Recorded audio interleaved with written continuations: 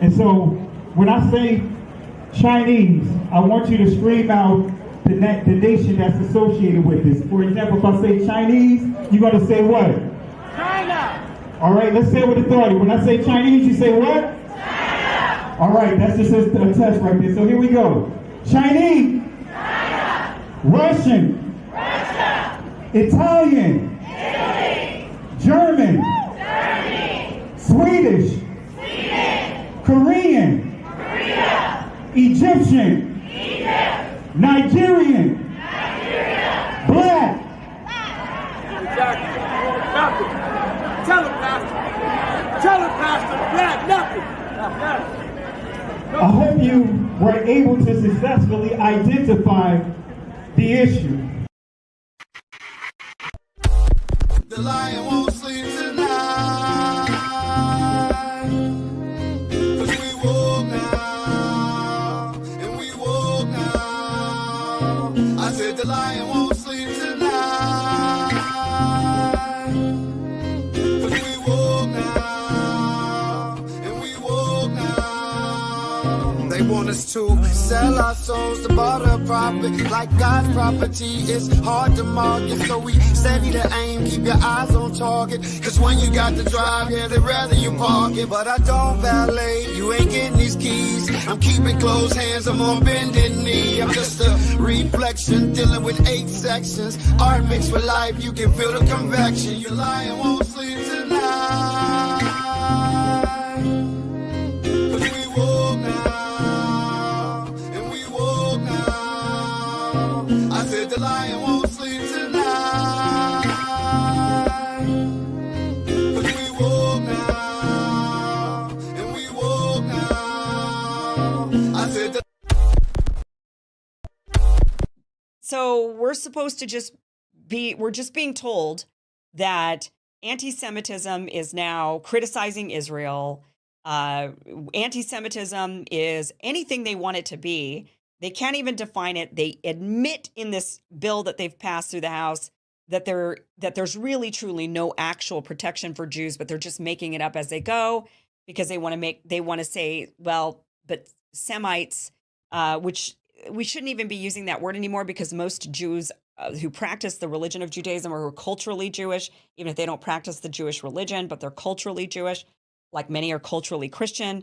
Many of us celebrate Christmas, but we're not Christian. That's cultural Christianity. It is what it is, right? They can't define it. They're putting all these rules on us. We shouldn't even allow them to use the term anti-Semitism. It's not real. Most of these Jews are not Semites.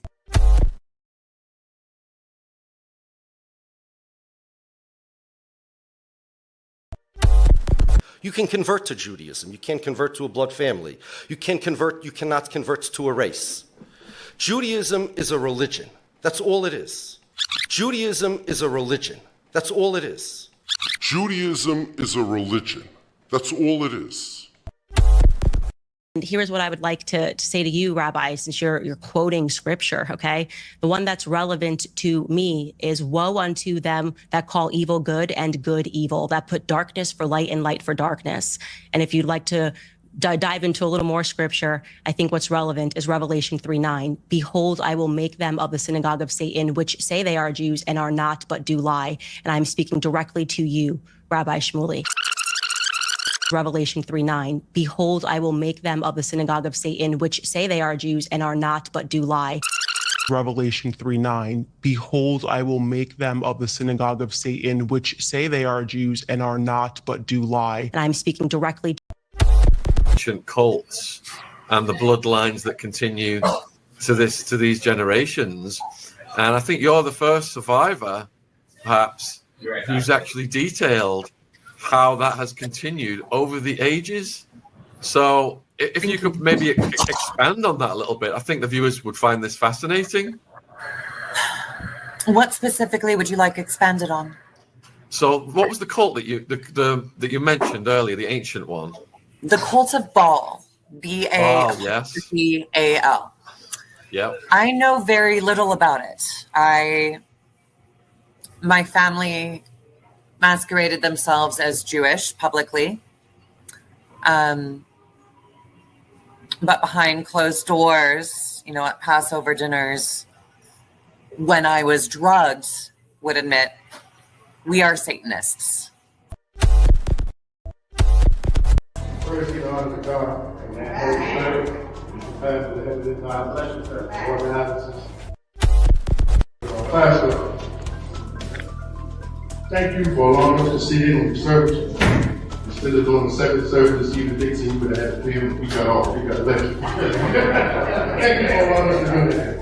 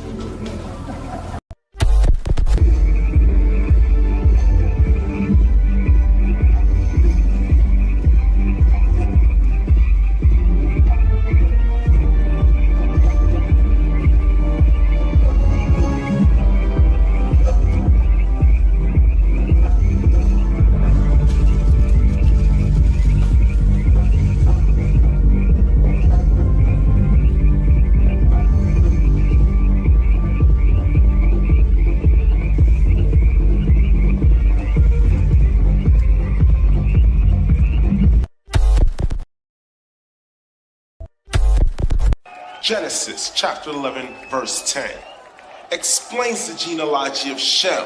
Shem was a black man in Africa. If you repeat this fact, they can't laugh at you. If you repeat this fact, they can't laugh at you. If you repeat this fact, they can't laugh at you. I want to say peace and blessings to you guys. Hope and pray that you guys had a great Shabbat. Want to apologize for the delay. At the last minute, still was trying to get these clips together. And, it can be very time consuming putting the clips together, as well as the PowerPoint presentation that you see. So I literally do all the graphics myself. So I don't have a team. Many people with platforms that has the amount of subscribers that we have. Normally they have a team of individuals that are doing a lot of the graphics and, they have a team. So I don't have a team, that is, putting together the clips, putting together the PowerPoint, putting together the outline. So everything that you see, I did from scratch, including what you see in the backdrop here, for us, the cult of Baal, the burning man, that whole, everything you see there, the imagery, I put it together, combination of, well, actually that one is just all just doing old school, cropping images and things along that line, and then just bringing it all together. So AI was not used in this particular image. It's just me doing old school editing. So want to apologize to you guys. Like I said, I wanted to go earlier, but even then, I just didn't have my clips like the way that I wanted. It was taking a little longer. So, but we're going to get through it. I'm gonna drop the link inside the comment section, and it's a lot to unpack, family. It is a lot to unpack. There's so many different layers to the deception when we start dealing with secret societies, when we start dealing with, again, Freemasonry. For those that are not really familiar with secret societies, I know just saying that can be a generic term, but just bringing it all together, fraternities, sororities, they come at they're at every level that you can imagine, even the areas that you wouldn't even think they're there. So these secret societies, it's a lot. It's a lot. So tonight wanted to piggyback off of what we dealt with last week when we dealt with the cult of Baal. But I wanted to continue on with this discussion with the cult of Baal, of course, and we want to deal with tonight the Burning Man. And I want to kind of build up to that. And I want to start off with what is called the Bohemian Grove. And that's the image that you saw here. I'll play the image again so that way you guys can get an idea of just the depth of and just how deep these organizations go, these secret societies go. And one thing I never even knew until my daughter uh, was uh, was selected to be part of the National Honor Society.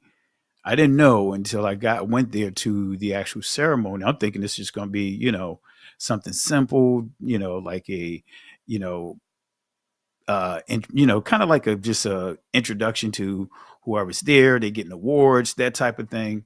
But when I went there and I saw what it entailed, it was initiation, and couldn't allow my daughter to be part of that. You know, family, you have fraternities and sororities at every level. It's not just at the college level, because you do have four different groups of uh, fraternities and sororities, but it's at the level of your sixth, seventh, eighth graders. It's in high school, being introduced to these societies all around us. And so again, I know we kind of again last week we triggered the discussion, starting with the cult of Baal, and again want to keep that momentum going. But before I go, before I get started, I'm going to go ahead and bring my brother Berean Scholar in. Let's see here. Peace and blessing, brother. Can you hear me? Yes, sir. Yes, sir. How are you today or tonight? I am doing great. Doing great. Now, that's great. That's great. And family, we've been when I say we, he, myself, we just been going into really going in, just to see how deep and how far that rabbit hole goes. Kind of like the Matrix. Do you really want to see just how far the rabbit hole goes? And it's deep, family. Yes, it is deep. And I'm not saying this just to be saying it, but it is really deep. It is really deep. And Berean Scholar, anything you want to share before we get started? It was an eye opener for me as we started looking at some of those different links in this web, how many ways they had their hands and their tentacles in things to keep us controlled and keep us under delusion, a strong delusion. Absolutely. Absolutely. And I know some of you guys that are watching, you probably see the image on the screen. I'm going to stretch it out so you can see it clearly. But look at what you see here. You see to the left, this guy right here. Let me put my arrow over here. There we go. This guy right here, he is what is called Prince Hall, Freemasonry, right? And to the right, this is a Hasidic Jew or a Hasidic 1948er, right? And the reason why I have these images here together is even when you look at the garment, right? Look at what both of them are wearing. Now, on the surface, you may say, "Hey, that's strictly coincidental. That means nothing." Everything has a meaning. I just want to reiterate that. When you start really understanding the layers of what we see, everything has a meaning. All right. Man. And let me see. Let me bring Sister Carol in here. I want to say peace and blessings to you, Sister Carol. Peace and blessing to you, my esteemed brothers. And I want to say congratulations to you again on our sister walking down that aisle.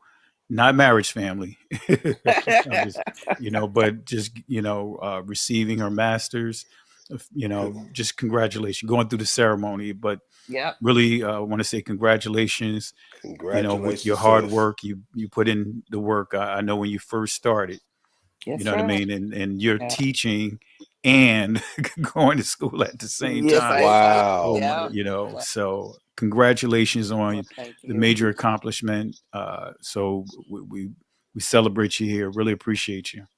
Thank you. And it's interesting you was talking about the National Honor Society, which I'm also was granted that too, with honors, but I did not join. I mean, I joined, but I did not go through the ceremony situation at all whatsoever. And I told them why. I said, no, I will not be doing that. I said, thank you for acknowledging my grades that I obtained, but I do not want to be a part of this at all. So absolutely. You have to know what you're getting involved in, and it's right. It's in every level. I remember even in high school. Now that you mention it, I forgot all about that. I had joined a group. We had little social groups, and it was called Mirabeau, and we had to do a pledging situation as well. We were called MOOCs, and then we had our ceremony. I forgot all about that. It's over 40 something years ago, but yeah, absolutely. It's everywhere. Jack and Jill's another one. I don't know, many people never heard of Jack and Jill. It's another social group that was created for Blacks who wanted to be in society. And these were some of the cotillion balls and type of things, coming out parties that you can join. So when you said that, I had to remember, yes, that is in high school. Absolutely right. And so, family, this is real. It is Yeah. real. Yes. And I know that sometimes we can get excited about, especially when it comes to our people, uh, you know, elevating into spaces that we were not invited to be initially. And one of the celebrations that many would have with the Prince Hall Freemasonry is that, it's the first Negro fraternity in the country. You know what I mean? And it on the surface, it sounds like it's a great celebration, but this is not the heritage. This is not the culture that the Most High ordained for His people. This is actually anti. It's anti, Exactly. and we're going to point out a few things, and I'm gonna zoom in here because I know we covered this last week, and we'll touch on it more tonight.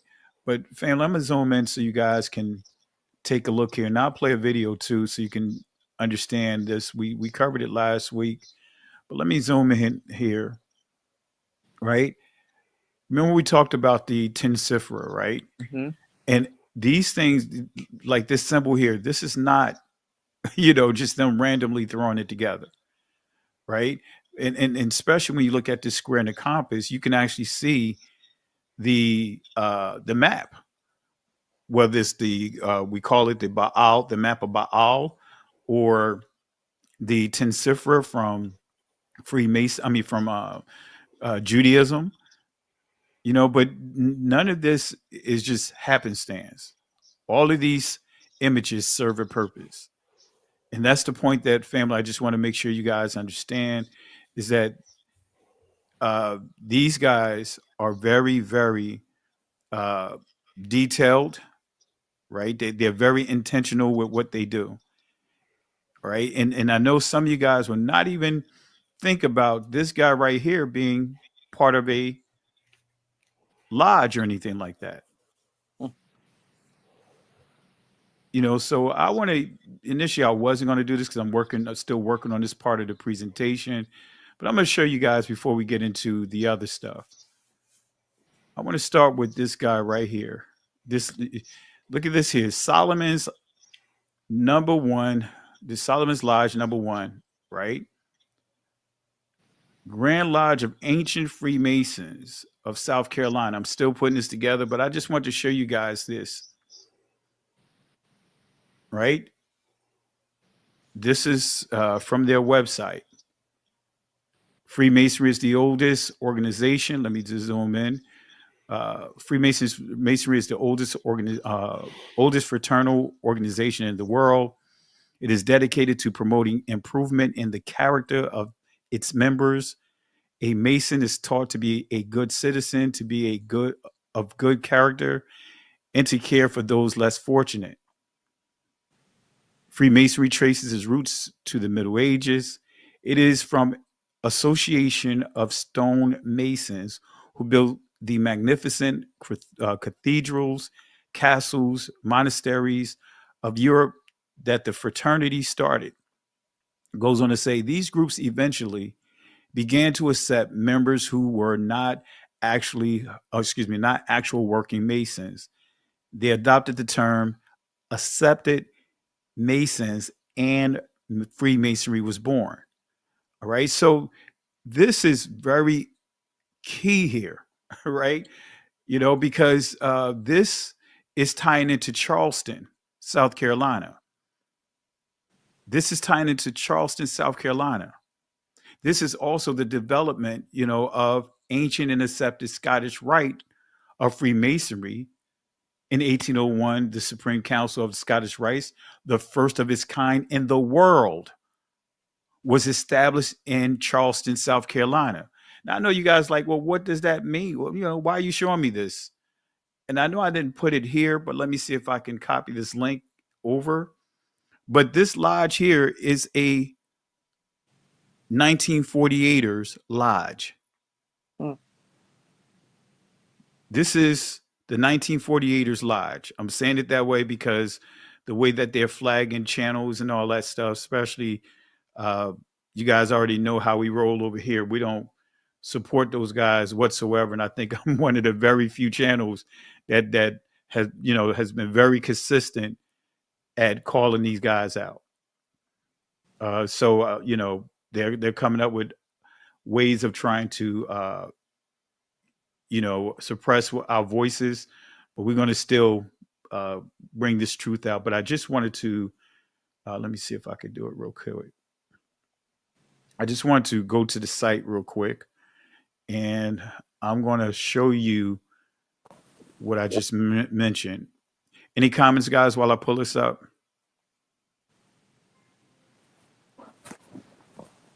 I was going to say, it was interesting when you showed the, I don't know what it's called, it was around his neck.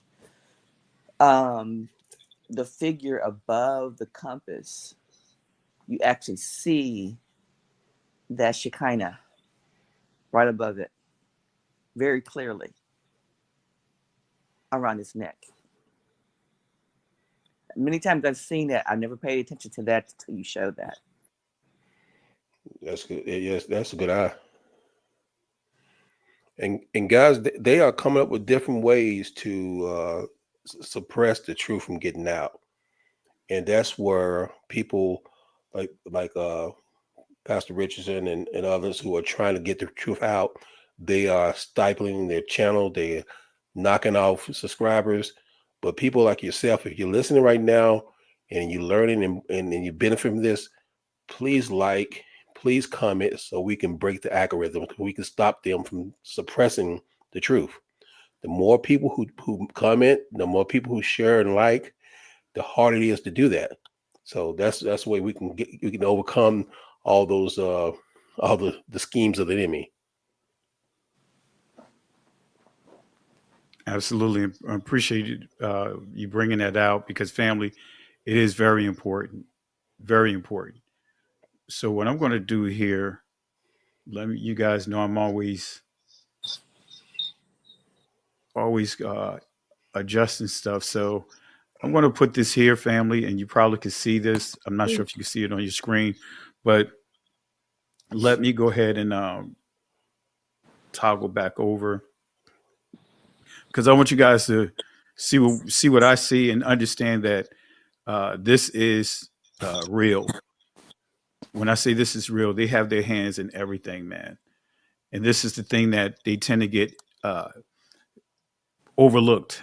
Many would not even put two and two together and think that these people, let me just put this in the back, that these people are even connected with Freemasonry, right? But they are. One thing they've mastered is hiding their hand. They really mastered hiding their hand. So let me go ahead and bring this up on your screen. All right. And these are some key areas that I wanted to bring in this presentation, but I didn't have time to do. But let me show you the faces. These are all 1948ers. These are all 1948ers, family.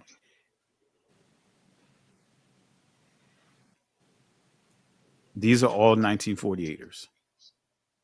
And of this particular lodge, this is the worshipful master right here, the senior warden, the junior warden, and these are the top positions at this lodge. Of course, you have the secretary, right? The worshipful master, the another key person is the treasurer, secretary. These are some key positions.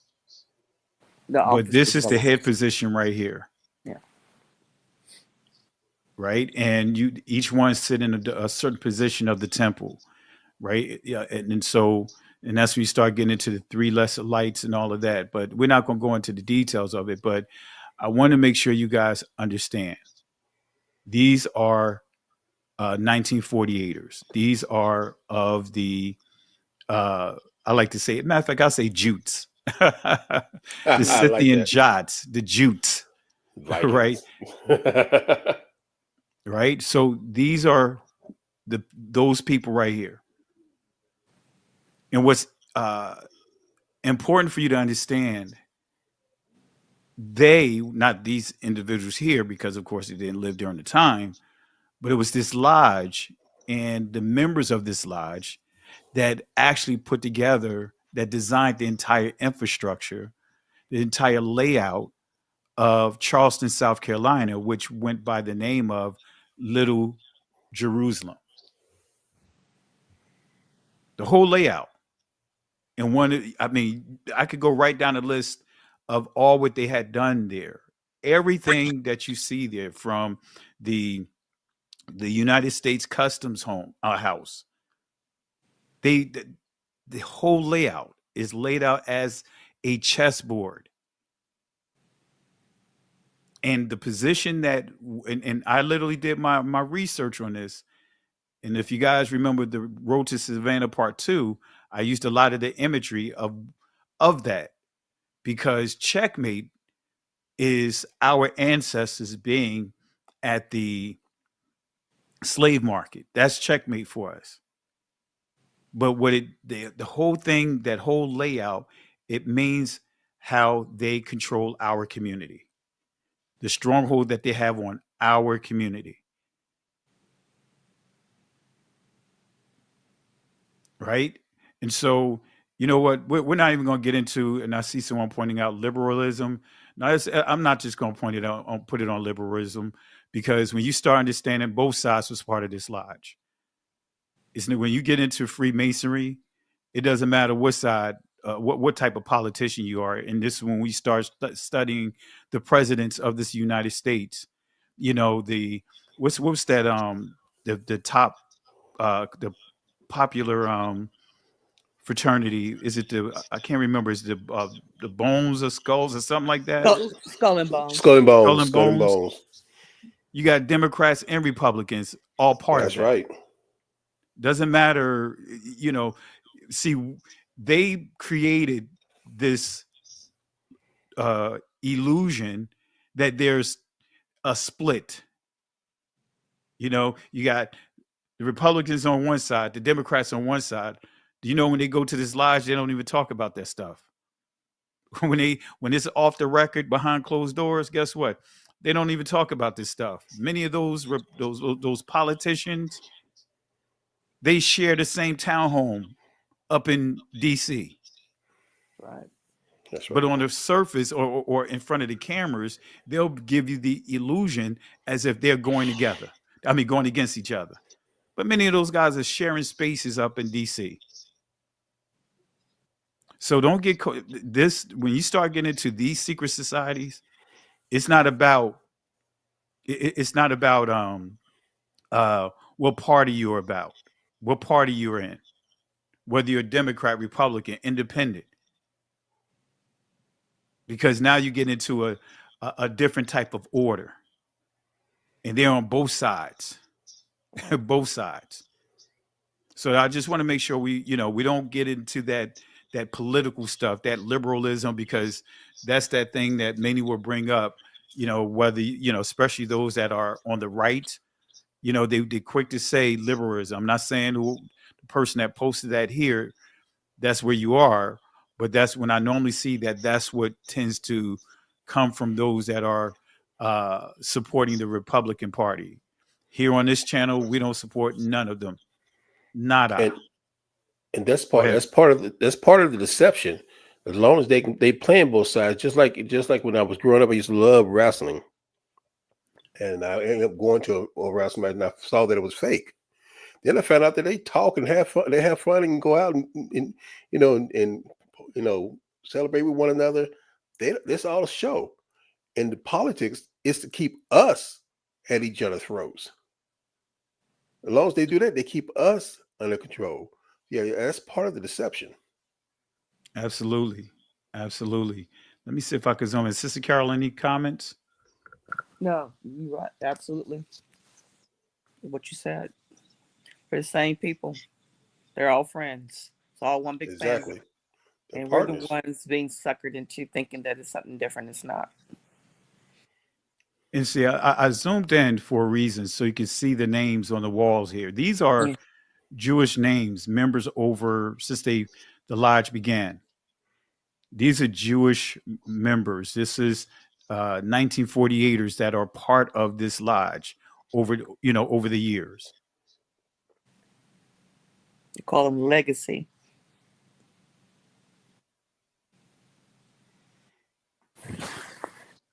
All right. So I just want to make sure you guys see the backdrop. Robert H. Poston.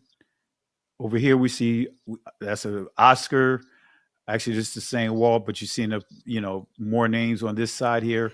Raymond J. Chubb, Benjamin L. Gordon. All of these guys, again, as I pointed out, these are from the 1948ers.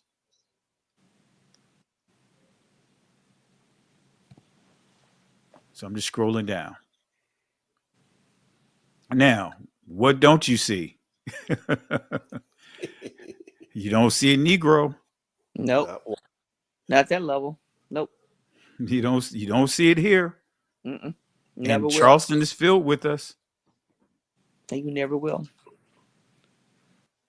Did you get the picture I sent to you, Pastor Kelly? What's that? I sent you a picture of a very special person who's an actor. Which he started as a child actor. And he's draped in his regalia in Freemasonry. See, I didn't check my phone. I'm sorry if I didn't get it. That'd be perfect to show that right now. Yeah, and I don't even have it in front of me. Do I have my phone? I left it upstairs because I did want to. Me, sister, I get it. Yeah, or email it to me too. Okay. And I could put it inside the presentation. But family, I just wanted, the point of this is to show you that there's always this one particular group that tends to get a free pass. One particular group that if you say certain things that's the truth. We're told that it's anti-Semitic. Like if we said something like here, I'm going to show source, and then we'll get to the Bohemian Groves.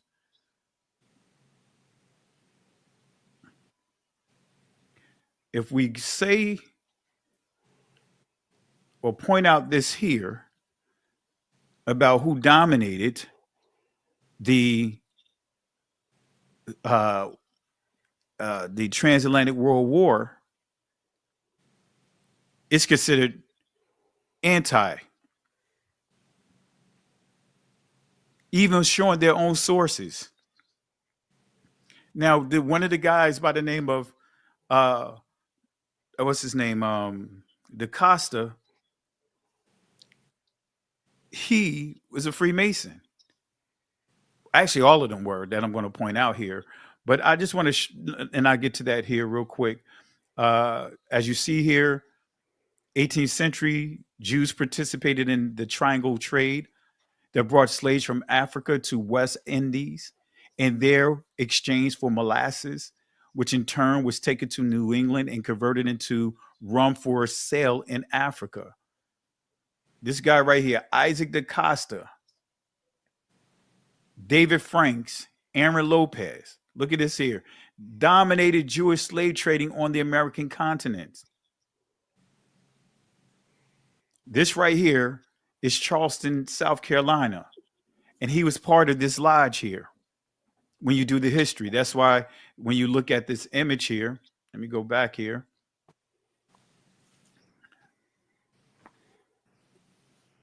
That's why you see this person right here. That's him. And when you really study, and I'll show you something real quick and then we'll get to another point. I want to show you, or do I have it here?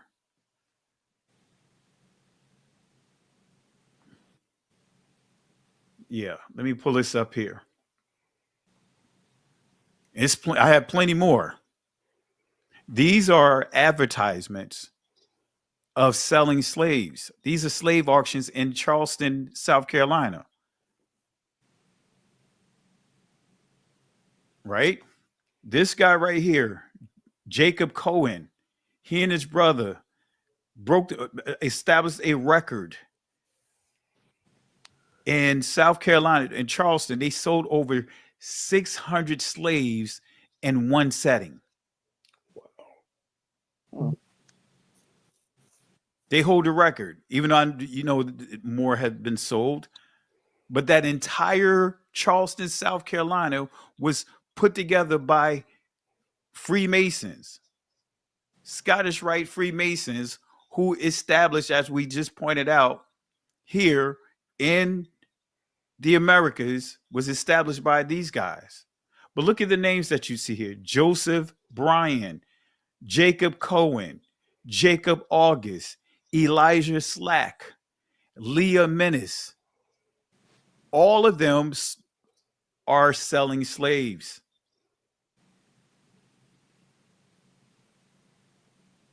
This is what they don't tell you. This is what they don't tell you. They keep this portion of the history generic, or they try to minimize it. But if you do mention, they may say, well, everyone was doing it. That was the culture at that time. Wait a minute. But if according to them, they had to deal with every type of evil of this country, why don't we see them on the receiving end of being slaves? Come on. But we see them as the ones that are what? Purchasing and making the sales, brokeraging the deals, the auction. Because when you have an auction block, right? When you auctioning, you first purchase. So they're the first purchasers. Then they take it to the auction block and do what? They sell it to the highest bidder, make their money off of it. This is what they don't tell you. That's why I want to show here. We show receipts, because we can't just say something without showing you proper, and I don't even like to say receipts, but show you the proof, show you the sources. There you go. They dominated.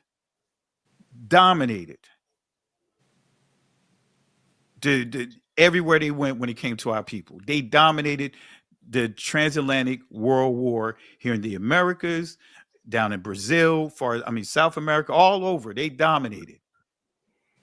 Any comments, guys? Oh, you're hitting it on the head, because they dominated all of it, and still is. But they're the chosen people, remember?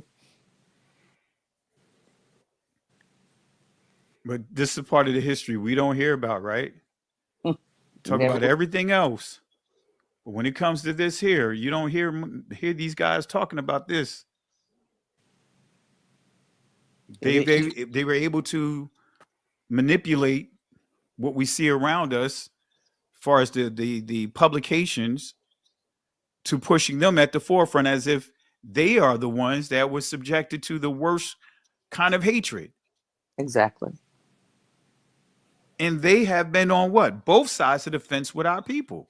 That's right. That's why they never lose, because they're on both sides of the fence, even in the political arena. That's right. To control. That's how they control. You have to be on both sides. The so-called organizations that are supposed to be for our community, pretty much they have their hands in that. Come on, guys. You guys know that are watching that they are the ones that established the NAACP. But guess what? You wonder, some of you guys probably wonder, why don't they have the same type of power as the ADL? Yep.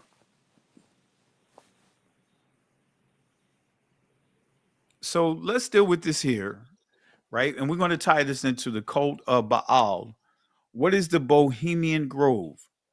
Now I'm going to show you guys this clip again. And I have to check my email because YouTube, you know, when you show certain things, man, they be, Sister Carol tell you, oh yeah, Berean Scholar, man, these guys, man, they have, you know, literally while we were doing a live, send your email, took it down. Yep. Exactly. Oh yeah, I know this guy right here. Yeah, I seen this picture. Mm-hmm. Yeah, I remember when I first saw that he was part of that. I laughed a little bit because it's like, yeah, Lil Webster.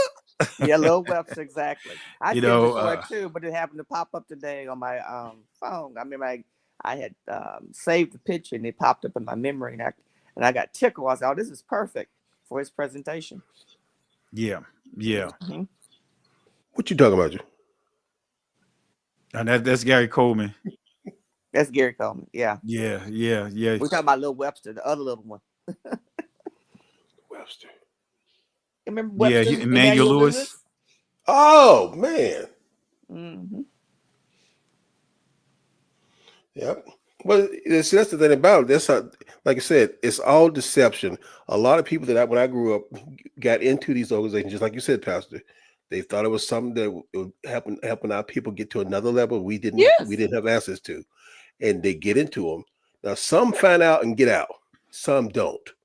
No, they get wrapped up into it.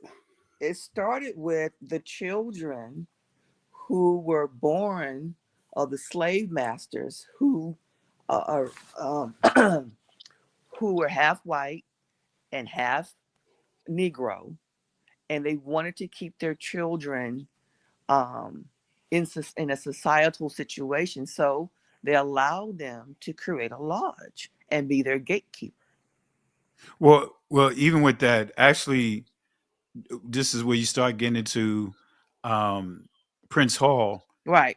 Now, how that was started wasn't even for them to even have a lodge. It was because of when you start dealing with the the Revolutionary War, right, and the British side of the house, right, they basically departed. Correct. And many, and this is how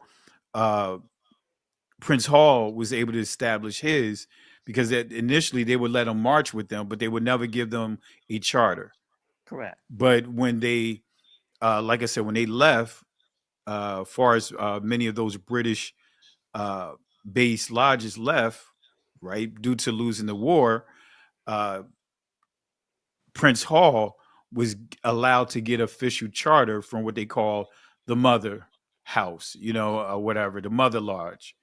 So that's how that got established here, because at one time they wouldn't even let us. The most we can do, to your point, as far as gatekeeping, the most we could do is stand at the door. We couldn't even enter in, and that's why you see a lot of churches, family. When you pay attention to these older churches, you'll see two entries going into the church. You have the entrance for the Caucasians, and even when that place was used as a lodge, right? That's where the person in the position of the tireless sword, they would be on the outside of the lodge, protecting people from getting in. Or if they allowed them to go into a certain space, they didn't go into the lodge itself. They were still kind of like in the hall. And to Sister Carol's point, that's where you get the gatekeeper from. But they actually didn't allow us our people to have a lodge until it was really the Brits when they departed. And then this is where you start getting into some other stuff about understanding the Boston Tea Party and all that other stuff, more to it than what was taught in school. It was all dealing with the lodges,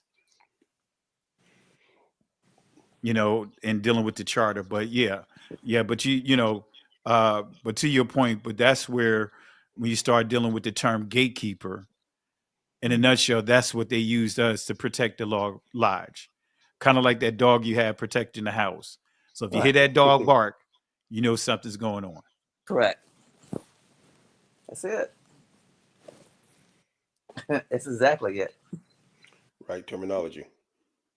And so when you see here on your screen, this is what it's called. That owl here, this is part of what is called the Bohemian Grove. Now, family, you guys should know the scripture. Israel had an issue with tree worship. They loved them trees. They had a tree addiction, right? And today, Israel still have a tree addiction, right? Smoking, right? Can't get rid of the trees.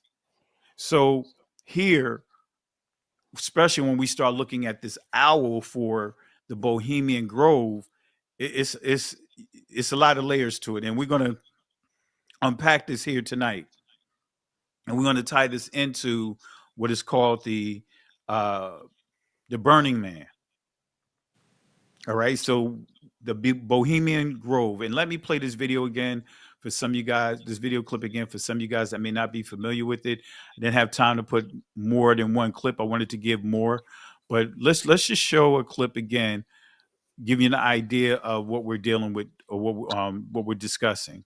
All right, this is a clip from a secret recording of the Bohemian Groves, and this is a secret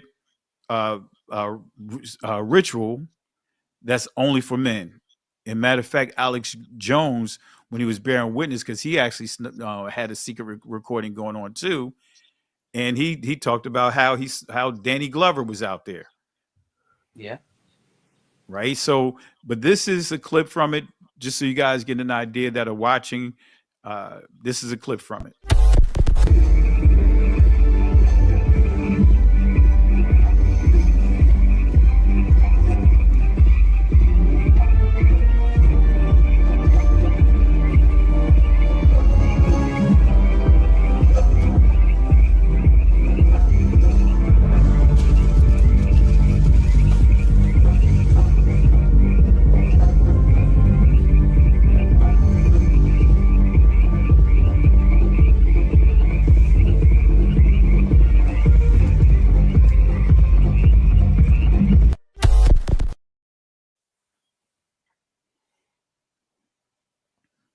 All right, I just had to throw this image in there while that was playing.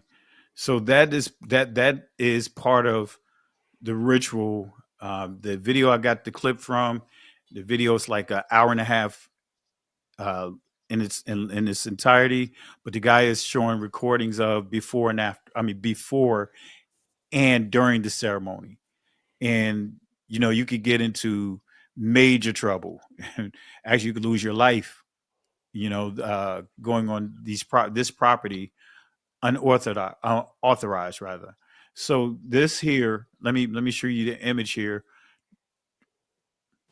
All right, that's the image of one of their ceremonies.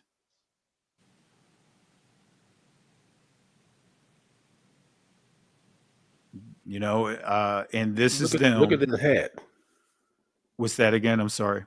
The hat of the gentleman right in front. Oh yeah, right here. You see, it looks Catholic, right? Yep. That fish. That's right.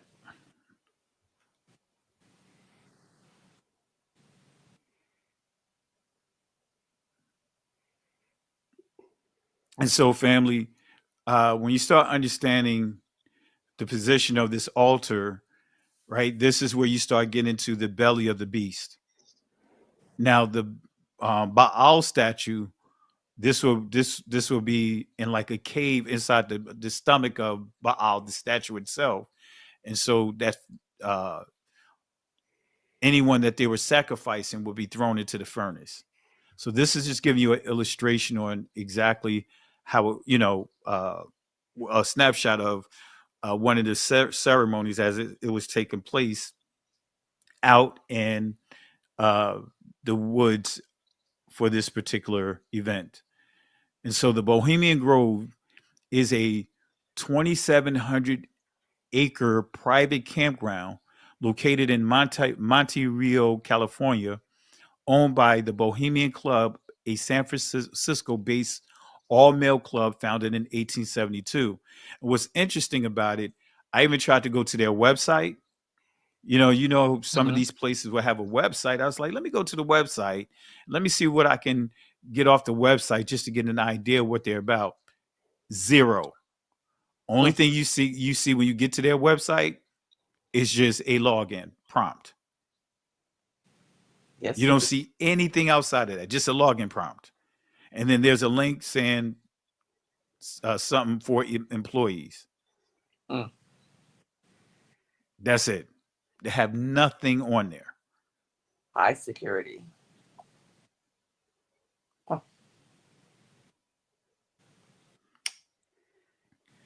Each year in July, and what many of you guys may not understand the significance of July, according to the 1948ers, the calendar that they use, that is also the month of Tammuz. Correct. During the month of Tammuz, right, they pay homage to Tammuz. Completely against scripture, right? Ezekiel chapter 8. They even have a festival, part of that about, and I don't have the site here, it's in one of my other presentations, about women portion. They have a week for weeping for Tammuz. But yet we hear some of our brothers and sisters say that these people make statements that these people preserve Torah. Come on, family. So each year in July, it hosts a 2-week retreat attended by some of the world's most powerful men, including the U.S. presidents, Fortune 500 executives, military leaders, media moguls. In the location, as we pointed out, Monte Rio, Sonoma County, California, 2,700 acres of the Redwood Forest. That is prime real estate.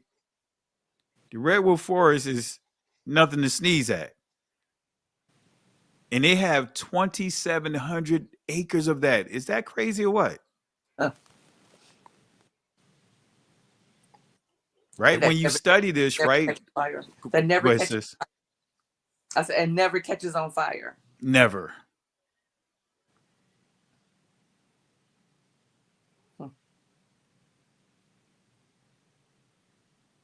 Amazing. So this is some key information, family. So when you look here, and matter of fact, let me see. I look at somebody posting here. All right, you guys know what to do. Moderators, if anyone's trolling, y'all know what to do. Okay? Get out of here, Larry. Really? What the heck is he? Thank you. Yeah, get out of here, Larry. Get out of here with that garbage. I got him.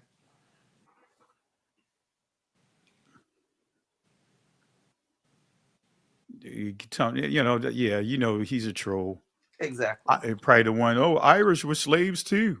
Like, get out of here, Larry. What European was in a cattle slavery? Exactly. None of them. Present them to me right now.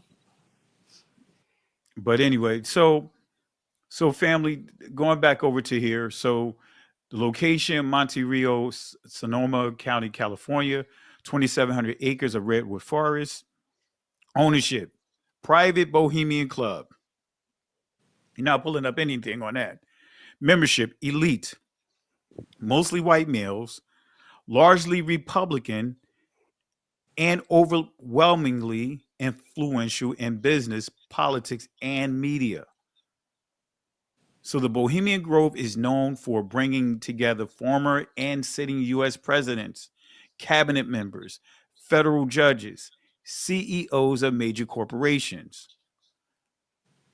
Richard Nixon attended it. Ronald Reagan attended it. George H.W. Bush attended it. Henry Kissinger, who was the Secretary of State for Richard Nixon, the one that wrote the memo about the Igbos being the wandering Jews of West Africa. Colin Powell, Donald Rumsfeld. So women are not allowed as members and rarely allowed on the premises. So one of the most famous and symbolic rituals performed at the Bohemian Grove is what they call the cremation of care ceremony. In a nutshell, the Burning Man. Right.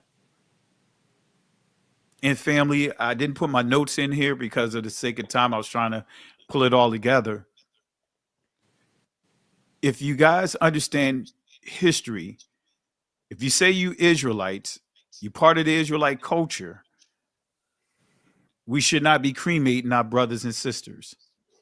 We should not be cremating our loved ones that have transitioned, because cremation is synonymous to blotting someone out, blotting their whole existence out, right? So I believe it's Jeremiah chapter 8.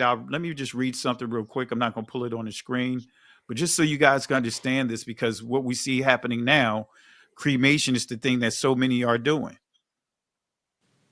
in our community because it's cheaper. Exactly.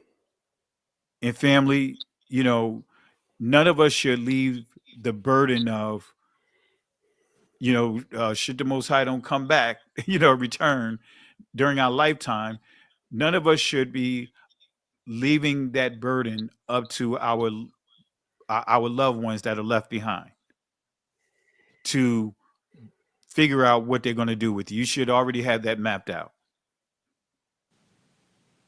and paid for. Right. But nevertheless, this is Jeremiah chapter 8, verse 1. And I encourage you guys, read Jeremiah, study Jeremiah. So when you hear conversations like in the unconscious community say, well, where's the bones of the ancient Israelites? Where's the existence of it?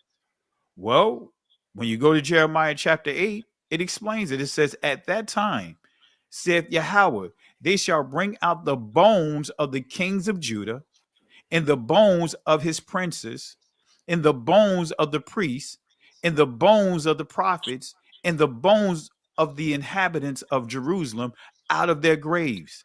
And they shall spread them before the sun and the moon and all the host of heaven, whom they have loved and whom they have served, and after whom they have walked, and whom they have sought, and whom they have worshipped. They shall not be gathered, nor be buried. They shall be for dung upon the face of the earth. And death shall be chosen rather than life by all the residue of them that remain of this evil family, which remain in all the places whither I have driven them, saith Yahweh of hosts. So we see a cremation here. This answers that question for those that could not answer that question or had troubles trying to figure out, hey, where are they? All right. So just want to point that out, family. So we're not supposed to cremate our loved ones. Anyway, so cremation of care. Any comments, guys, before I continue? No, keep going. Keep going. Yeah, keep going. Cremation of care ceremony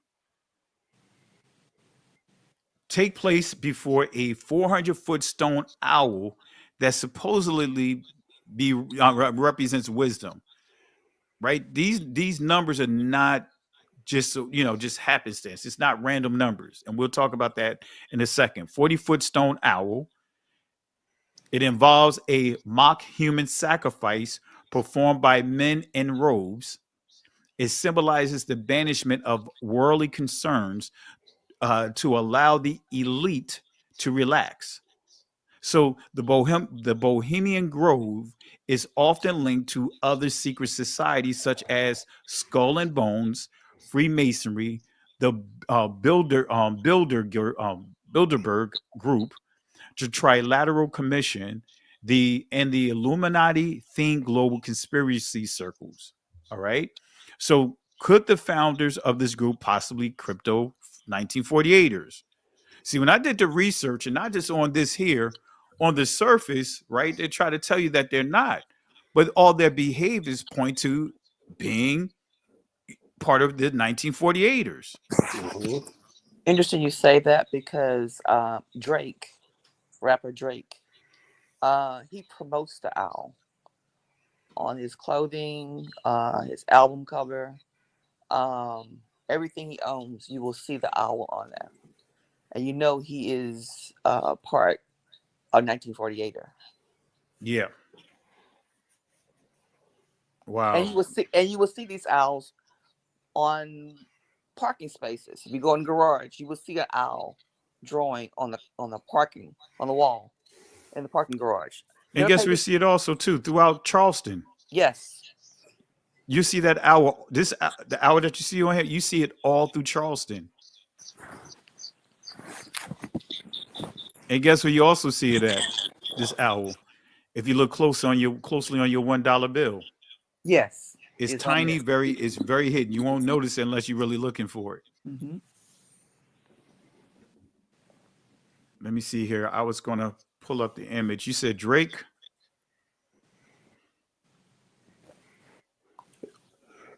Didn't Caleb Lamar accuse him of being a certified?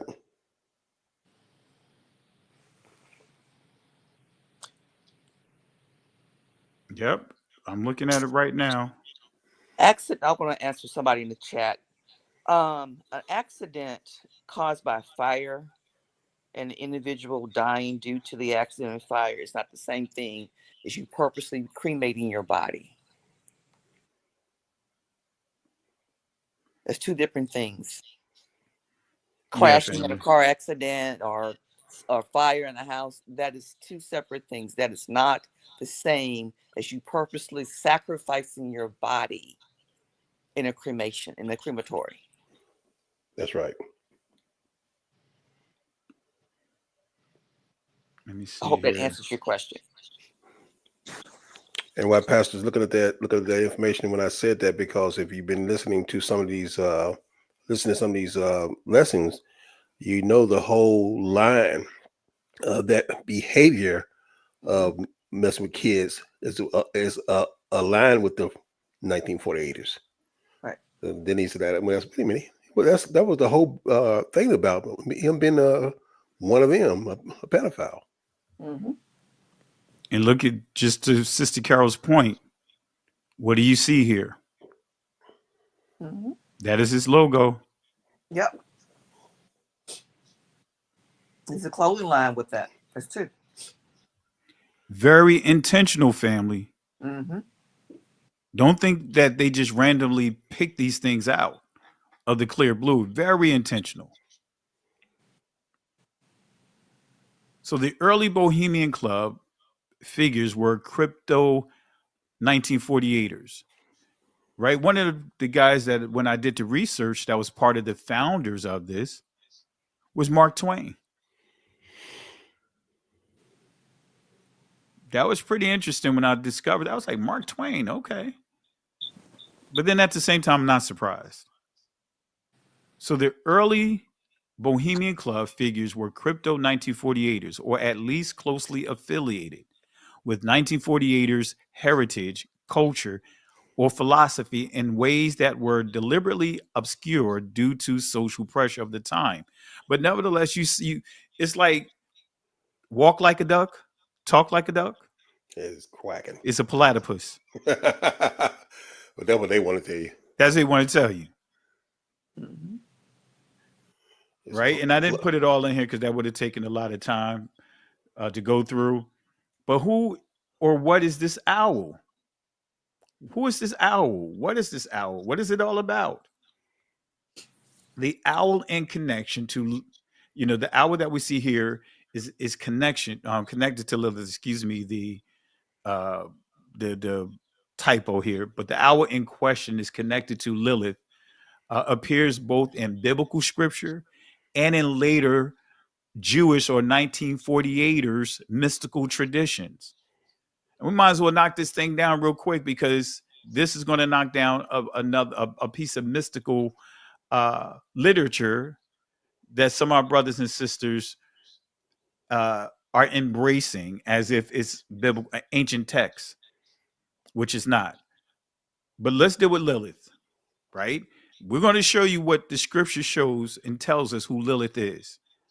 Now, in the book of Adam, that was written by the 1948ers, they tell you that Lilith is Adam's first wife. It's crazy how they would create their own stories. See, one thing about the 1948ers, if they didn't have an answer for something in the scriptures, they wrote a book. They wrote their own literature to try to explain it. And that's the results of that Adam book, saying that Lilith is his first wife. No, Isaiah 34 tells you who Lilith is and where she is. Look at this here. It says, and the thorn shall come up in her palaces, nettles and brambles in the forest, fortresses, excuse me, I said forest, fortresses thereof, and it shall be an habitation of dragons, and a court for owls.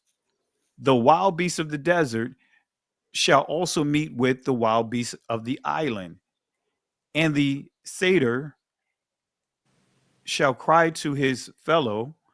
The screech owl, la yalayath, owl shall, it says, also shall rest there and find herself a place of rest. So we see Lilith is mentioned in Isaiah 34:14. Depending on the translations, may just say owl, but in the Hebrew, you'll see Lilith's name there. There shall the great owl make her nest, and lay and hatch and gather under her shadow. There shall the vultures also be gathered, everyone with her mate. All right. So Lilith, let's see who Lilith really is. Right. Let's see here. A night specter, screech owl, Lilith, name of a female goddess known as a night demon, who haunts the desolate places of Edom.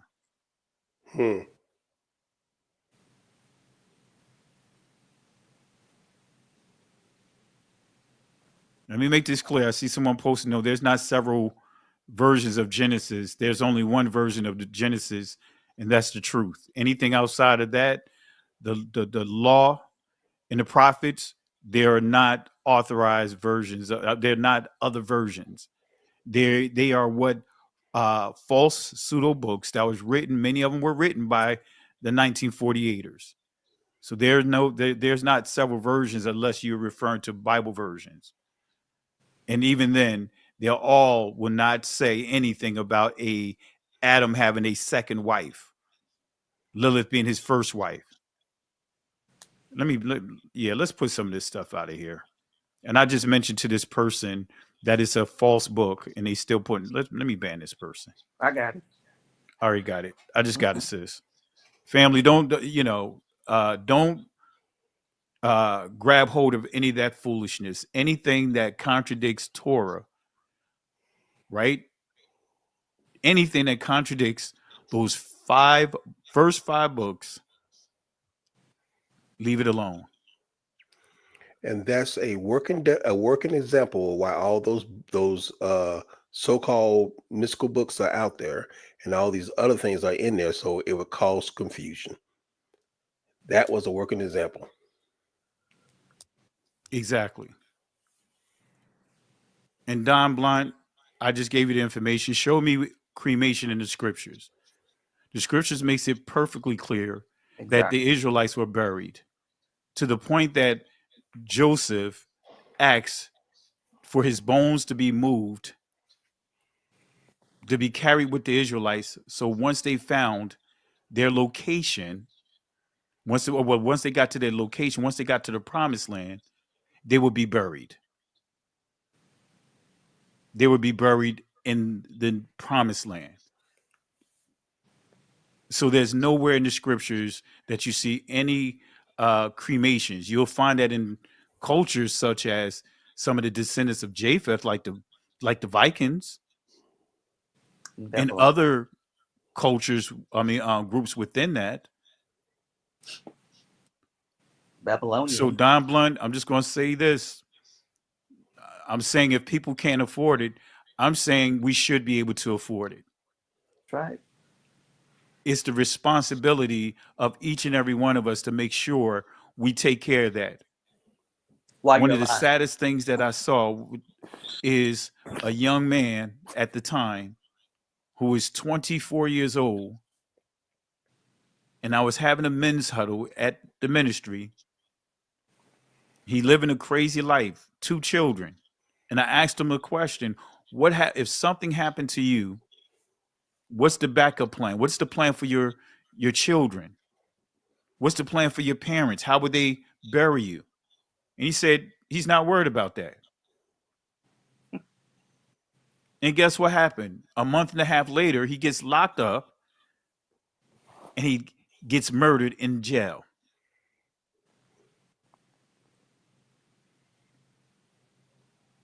See, we have to plan for all these different things. Just something so simple as having an insurance policy.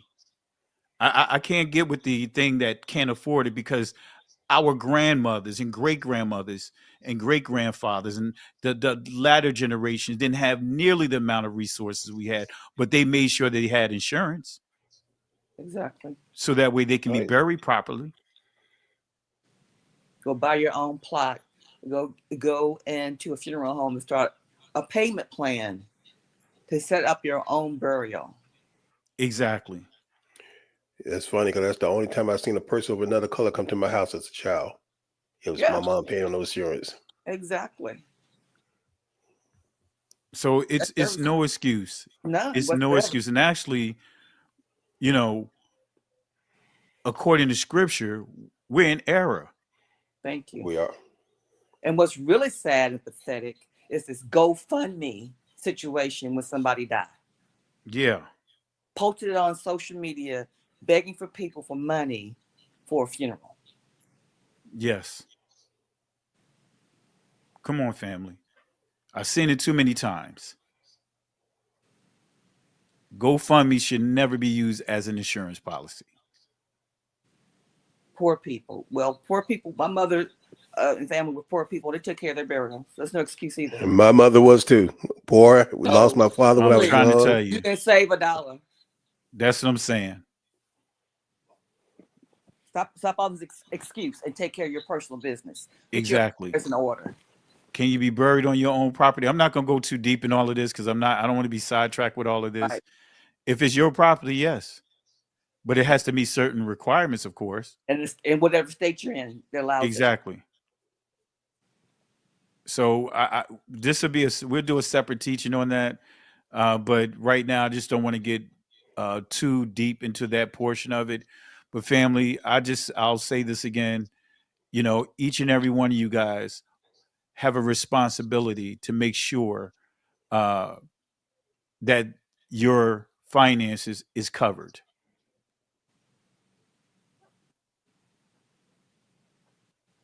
All right.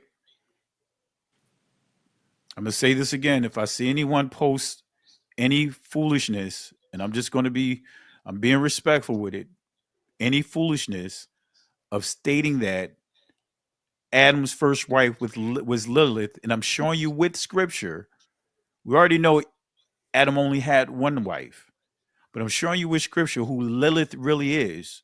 And Isaiah, as I just highlighted, chapter 34. Let me pull it back up here. Let me rewind it a little bit. This is Lilith right here. Some translations will call her the owl, but you will if you go to the ancient Hebrew, you'll see her name written right in the Hebrew.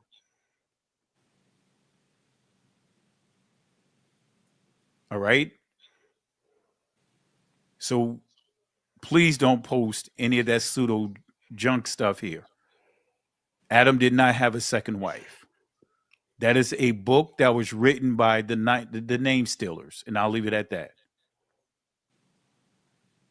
And I like that Nanya Biz.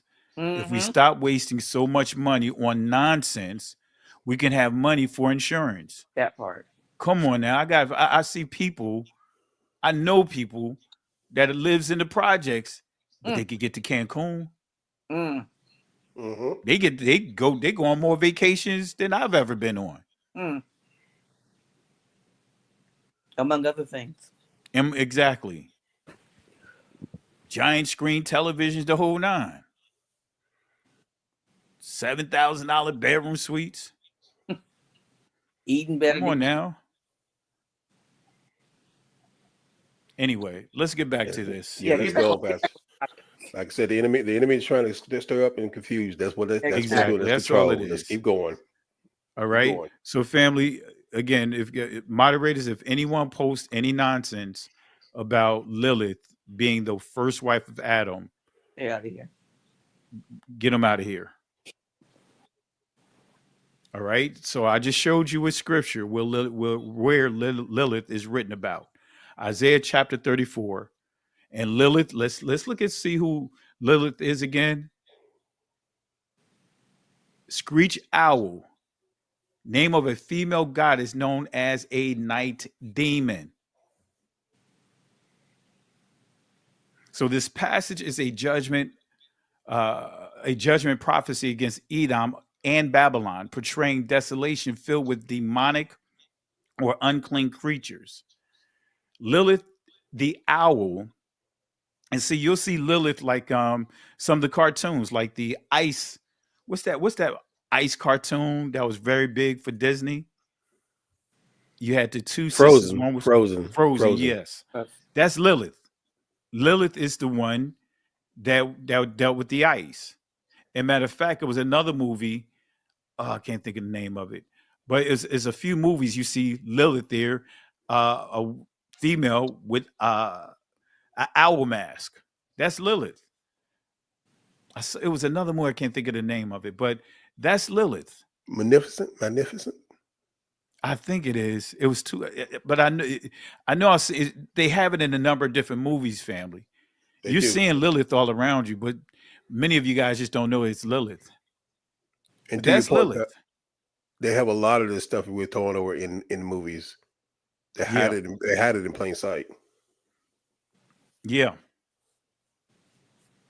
So Lilith the owl is symbolic of a dark feminine spirit, which represents abandonment. It also represents, danger in the wilderness. Jewish mysticism created another Lilith. Right? Adam's first wife was a relic of an early rabbinical attempt to assimilate the Sumero Babylonian goddess Belit Eli or Belili to Jewish mythology. Come on, family. This is where it's time for us to let go of this foolishness. Many have, because you get into this awakening, you start getting under this witchcraft of saying, "Oh, there's missing books in the Bible," and then you start going into any and everything instead of properly vetting the books. It's so simple. You could just look it up now with Google and AI, these different AI tools. You can look up and get clarity on these pseudo books. So again, it was created by, as you see here, an early rabbinical attempt.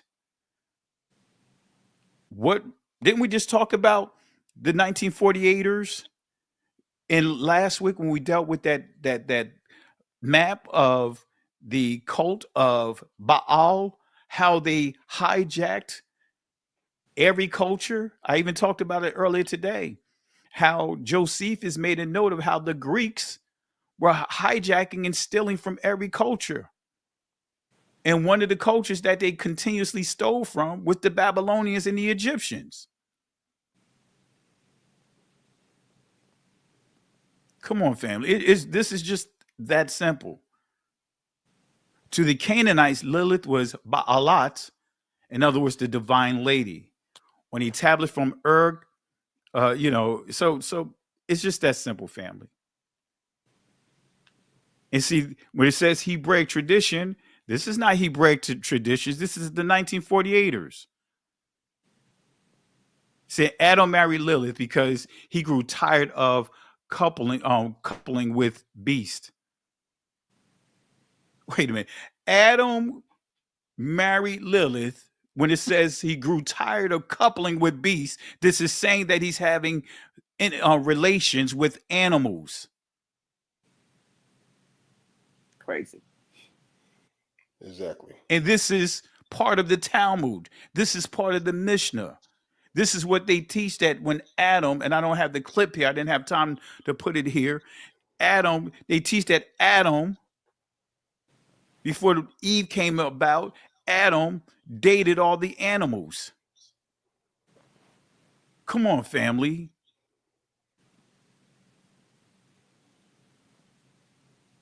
Anytime you hear some of that crazy stuff, like Lilith is the wife of Adam and all that foolishness, y'all better put the alert here. Let me get my alert up here. I didn't play this in a while.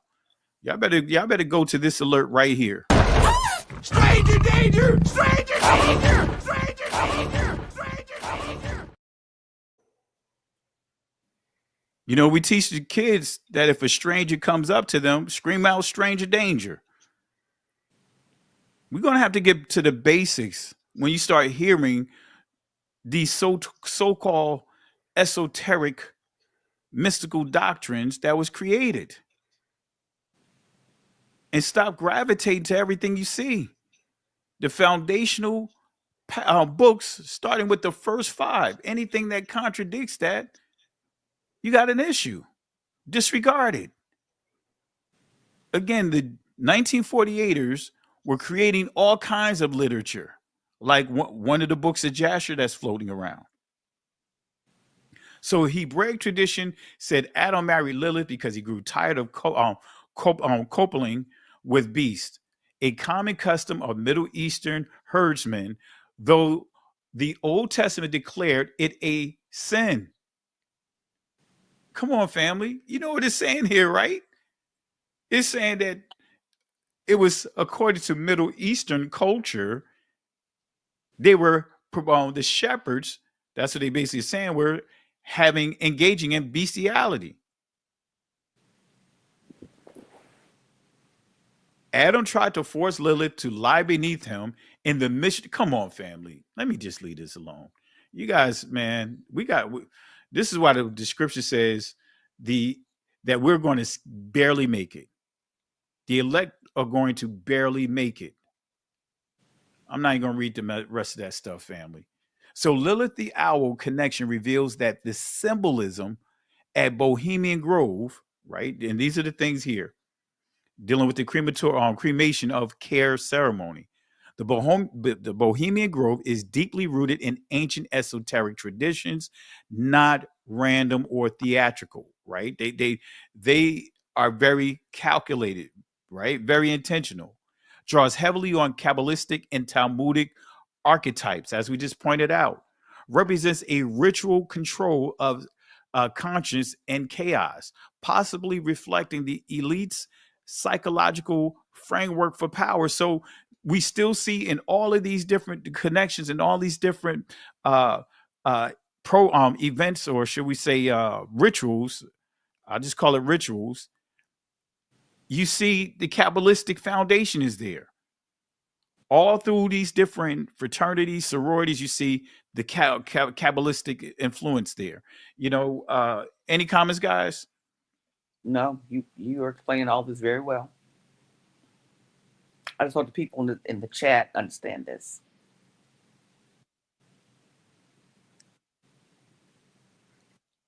And so, family, even that so-called Book of Adam, right? You see the Kabbalistic, Talmudic influence over it. All right, so let's continue here. So the 40-foot stone isn't coincidental because of the significance of the number 4, the number 40, the number 400. right? The fourth letter of the ancient Hebrew letters is the Dalath, which means door. It means lid. It means focus. This is the entrance of the temple. And here's the Dalath. All right. I forgot to put the Mayam, which means transition, right? And you'll see the pictograph water. I forgot to put that inside here, but those are going back here. When I said here, the number 4, that is the Hebrew letter for as we just dealing with right now, the Dalath.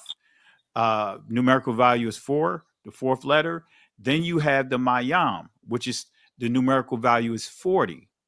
And then the last letter, 400, is the Tha, which also represents the sign of the covenant. And I'll explain this here in a second. So I just wanted to point that out.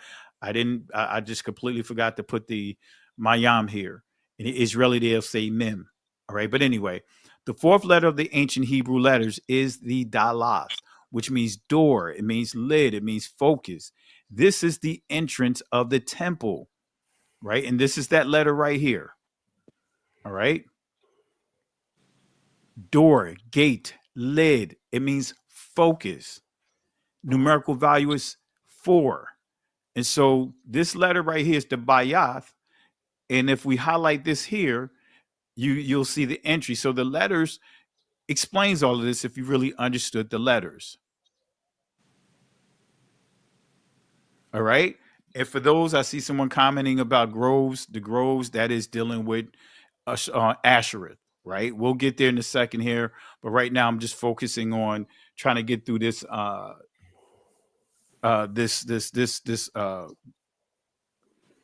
event right here, these rituals right here. So that's all groves is. Groves is synonymous with Asherah, the pole, the tree. Anyway, so the 40-foot statue literally becomes a doorway, a threshold into ritual space, just as the Dalath represents the door of the tabernacle or the temple, right? So the 40 refers to Israel's 40 years of wandering in the desert and 40 days of the Messiah was tempted in the wilderness. And again, it also represents that letter, the Mayam, which deals with transition. This is why it's not coincidental that the secret ritual takes place in deep in woods in a restricted area. They made sure that you can't just have easy access to this. So 400 refers to liberation of the Israelites, and the Hebrew letter Tha, which the numerical value is 400, right? It gives, it means signs, proof, and evidence. Excuse the typo, but this is the Tha right here. Signs, mark, evidence, proof, right? Signs, proof, mark, evidence. You can put proof in here as well. And here's the Hebrew definition of the word as well. As we see here, a signal, evidence, mark, miracle, and then we see the word proof, right? And the Israeli is pronounced oath. Ancient Hebrew is ath or awath, depending on where you see it at in the scriptures. All right. So the ritual deep in the woods represents a modern wilderness, which mirrors these wilderness trials, creating a ritualized imitation of purification or conquest, but used by modern elites, not prophets or the righteous people of the Most High. So the elite walk through the Dalat, the door of the owl's ritual space, but they do not receive the Tha, which is the true sign of covenant, making the grove a false temple, right? Possibly patterned of true Hebraic structures, but inverted, right? So, but really, you can really point this to the Babylonians when you start going deeper into it. But they tried to mimic, like even when you think about the temples, not temples, but the lodges, they call themselves trying to mimic the temple. That's why, and they refer to it as Solomon's temple. They try to mimic the first temple that was built.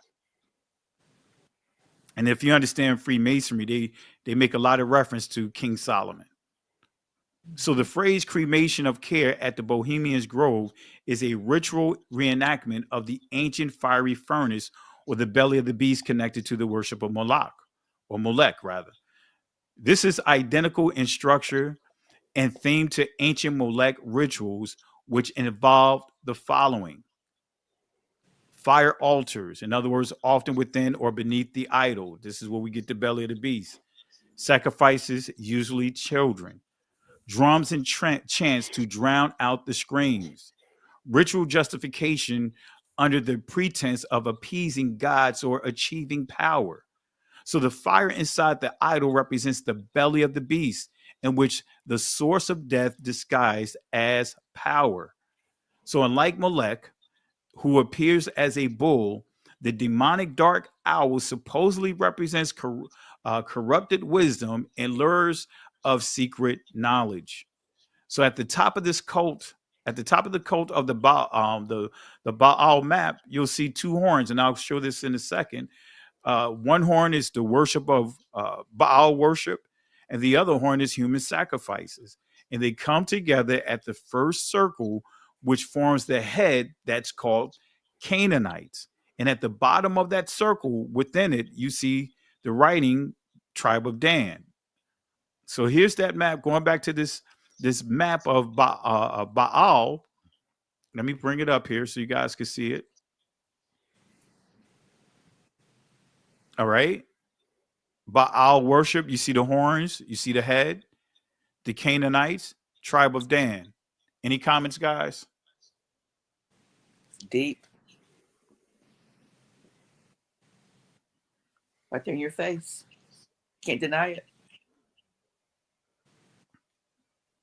And family, these people are not playing. Go ahead, Berean Scholar. You're making it plain. And for those of you who were looking for information, I dropped those links to your teaching on the mystical books in the chat. Oh, appreciate it. So the horn or pillar, right? Baal worship, such as idolatry, fertility cults, sun worship, sexual rituals, corruption of priesthood. And then the other horn, or pillar, right? Human sacrifices such as ritualized murder, typically of children, spiritual rebellion against Yahweh, right? These two horns represents the false power structures of spiritual and political, mimicking the horns of the altar or even the horns of the ram that's mentioned in Daniel chapter 8, but a corrupted form of that. So the key ritual, right, phrases, here's some of the phrases and chants that in the video that I was watching that I took the clip out of. Here's some of the chants. Man, I couldn't put it all in here, and I don't even want to read some of it. That's why I was like, it was that way out there. This is the opening invocation, right? The hour is in his leafy temple. Let all within the grove be. So this is them opening up their ceremonies. And Bohemia, that is what the country, was it Czechoslovakia? Is where you see Bohemian connected to. And it's connected to, you'll see that they were practicing, alchemy. They was practicing Jewish mysticism. You see all of that connected there. So it's not a coincidence with them even calling this Bohemia or the Bohemian Groves.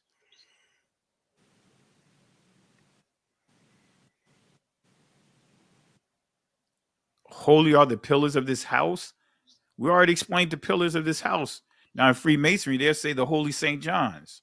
But anyway, this mirrors Psalms-like structure, invoking nature as a temple where Lilith the owl is falsely, which is a false deity, enthroned in the redwoods, replaces Yahweh according to this cult. And as you can see in the image that I shared, they're worshiping the owl. So here's another section, and this is going to the closing of this ceremony, the climatic ritual, which is called Die Care, or the Burning Man. And this is what they would recite or sing in a chant. But look here, behold the corpse of this our enemy, symbol of all mortal wisdom. Fire shall have its will of thee. But look at what the command. This is the command at the end of that. Bring fire, burn, care, burn. This is crazy. And it's crazy when you hear them singing and chanting this and shouting this in the video that I saw. So this is it. Go ahead, sis. I was going to say, interesting enough, in the male fraternities, when they cross over, they do the same chanting. They cross the burning sands. And they do a simulation of the same thing. Yeah. Yeah. Let's show you how far these rituals go. Yeah. Come on, family. We keep saying come out of her, but many of our brothers and sisters, you know, they want to stay connected. And this is another one of their chants. So these phrases appear designated to invoke altered states, mystical enchantments, communal transcendence, similar to Masonic degrees or similar to the Kabbalah as well, because they have certain words as well. So the question I know some of you guys are asking, how does this connect to the Burning Man? Well, we talked about their rituals as far as the fire. Well, when you think about the Burning Man, well, it's exactly what it is. It represents what? Burning someone. Set them on fire. Rituals. Matter of fact, didn't someone just die at this this latest Burning Man? They don't even know how the person died, supposedly. Said he was murdered. Wasn't a suicide, wasn't a natural death. But yet it's called the Burning Man. Yep. Family, we've been subjected to the Burning Man. Yep. Yep. Let me say this again. We've been subjected to the Burning Man. Right. I didn't have a time to put it in here. I'm trying to pull my book out because I thought I had the images. I can't find the images, but I can take a snapshot and put it inside this chat to show you the connection with all of this. We've been connected to the Burning Man. Our ancestors have been passed through the fire. Yes. Some of you guys probably like, wait, what do you mean, Pastor? Understand lynching. The lynchings, they were performing satanic rituals over our people. Many of them, they were eating them. They were cutting out their liver, cutting out their heart. They were literally eating them. And they called it the barbecue. That's also the picnic. The picnic and barbecue. That's where it came from.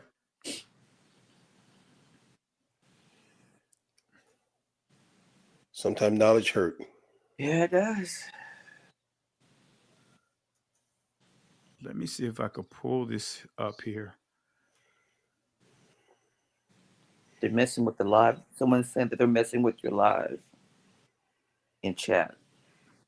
Yeah, I'm not surprised. Yeah, what's going on with it? Because I don't see any issues. The new Mr. Young. Okay. Oh, it's choppy? Okay. You may have to go out and come back in. Let's see here. And again, while you're saying that, that's why we ask you, if you can, make sure you guys are sharing, liking, so they can't mess with us. We got to beat the algorithm and beat those blocks they put up. So everybody who can, share, like, do all you can.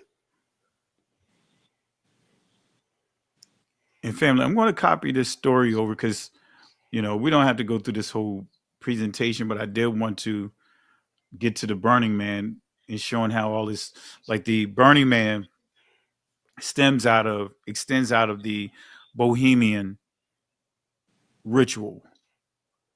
And guess what? It's still the 1948ers that are connected to that. And so when we get to understanding the Burning Man far as from slavery, we'll see that we've been subjected to this. All right. Hey guys, you guys, if you don't mind, I'm gonna run and get my phone. If you guys want to keep the conversation going, because I want to get an image out of this book so people could really see the connection here. And I just want to run upstairs and get my phone and come right back. Okay. Be right back, family. So much You imagery.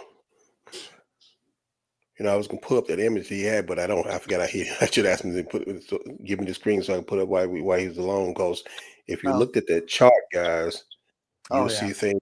You see organizations.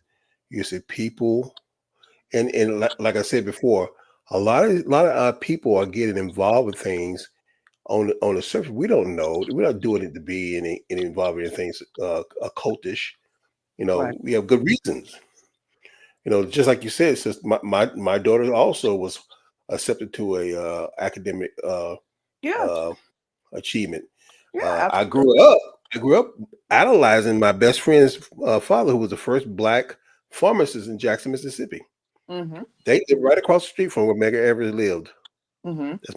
That's my neighborhood. Okay. So those people were trying to elevate our community. So I looked up to them, and I knew he was amazing. Right. Well, but there was every church, if you can remember far back, because I mean, I can remember my great grandfather, who was a Mason. I remember going to these meetings as a child with my grandmother, who was an Eastern Star, and her mother, her aunts, all of them, and above them, all was part of the rituals in every church. Pastors, deacons, everybody was in Freemasonry, right? And their wives were Eastern Stars. It was an automatic thing. Your husband was a Mason, the wife was going to become Eastern Stars, and they passed it on to the children. I remember my grandmother coming to me the last time she went to a funeral, where she had to put that garb on to go to do the stupid ritual they do at the cemetery. She said, "This mess will die with me. No one else in this family will be part of this."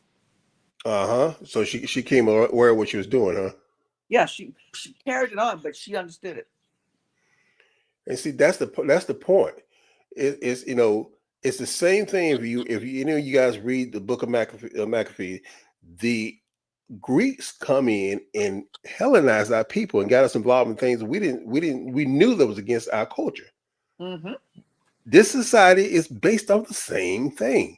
We get involved with all this stuff, and we say these rituals, we say these secret pledges, we speak these words. Life and death is in the power of the tongue. We speak these words over. Go ahead. It's so much that we want to be a part of a system. We want to be accepted by them. As well, that's where all this comes from. This comes from acceptance. As I was stating earlier about the children who were born of slave masters, of slave children. And they wanted to have something for them to carry on. Right. You guys still there? Yes, we're still here. Go ahead, sis.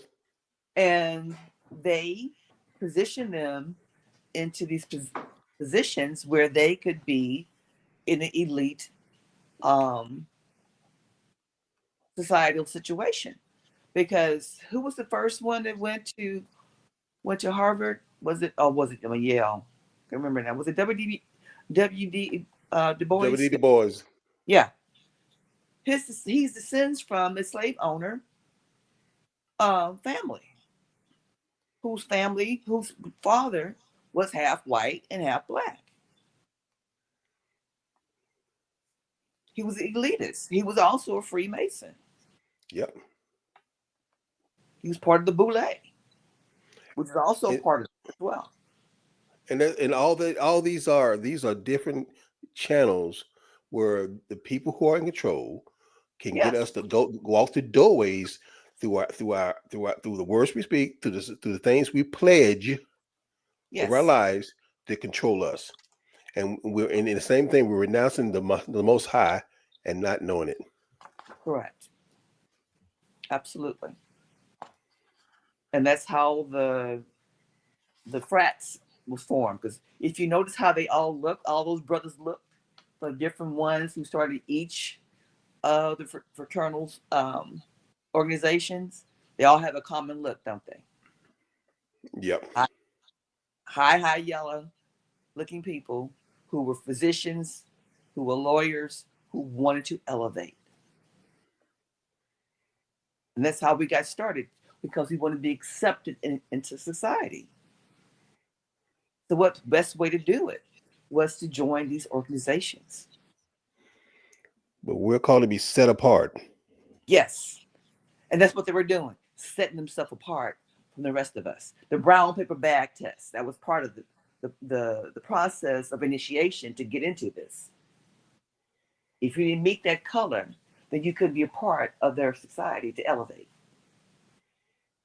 Now later on, they allow other hues to come into the societal elitism, but other than that, you had to be a part of that. And then that's what when we're looking at some of this stuff early on, we saw so many different channels. Like we talked about these organizations, we learned about the grows, we know about the Greek clubs, our language, the scripture themselves has been coated with some of this stuff. Right. That's why we have to be exceptional as studying the word and digging this. This 1 Timothy 2:15. We need to rightly divide the word of truth. Divide it means to cut it exactly the right, like a surgeon, to go in and find the root of what it's saying, so we can connect it to the covenant. Mm-hmm. Because if we don't connect it to the covenant, law, statutes, commandments, then the people who put these translations, these things, have got us captured and trapped. We still don't see the truth that the Most High gave to us. So we can go through a whole life on those spells. Exactly. And they still are. I watched it today, my graduation. So many deltas, so many omegas, so many AKAs, and whatever else going across the stage. Well, I mean, not just that. I mean, think about it. Our denominations, our churches, all of that. Yeah. How they fall in suit with the Catholicism, Yeah. the language. Yes. We still use the language of the group of people who enslaved us, and we called it Hebrew, and it's not Hebrew. No. And when you show people facts and cite sources that show that it's not Hebrew, well, no, it is the Hebrew. Guys, open your eyes and see. The Most High called us to be set apart, and He gave us that. He gave us for a reason. Exactly. He knew all this was coming down the pipe. He knew those false teachers would be there. He knew the people would come in and put themselves in the book to try to deceive us. Mm-hmm. And it's exactly what they did. That's how you know it's real. That's how you know it's real. Mm-hmm. Because the deception that we are now unfolding, and our people who are still caught up in the deception, who refuses to let it go. It's a stronghold. It's a serious stronghold. And just like you said, so it's the same thing that we did when they cried out, "We want a king like everybody else. We want a king like everybody else. Right. We want to be like everybody else." And they got one. And he said, "Okay, you gonna have a king, and then the go. king gonna tax you. You got to give your kids to this king for war. You gonna pay for this." That's right. And they did. Absolutely. You guys going in? I'm just sitting here listening. I'm trying to find the image, because the three men, remember the three men that was lynched? It was Duluth, Minnesota. And actually that location was like 15 miles away from where George Floyd was lynched. Right. And that street was Masonic Lane, either Masonic Lane or Masonic Square. And they were murdered right there. Burnt at the stake.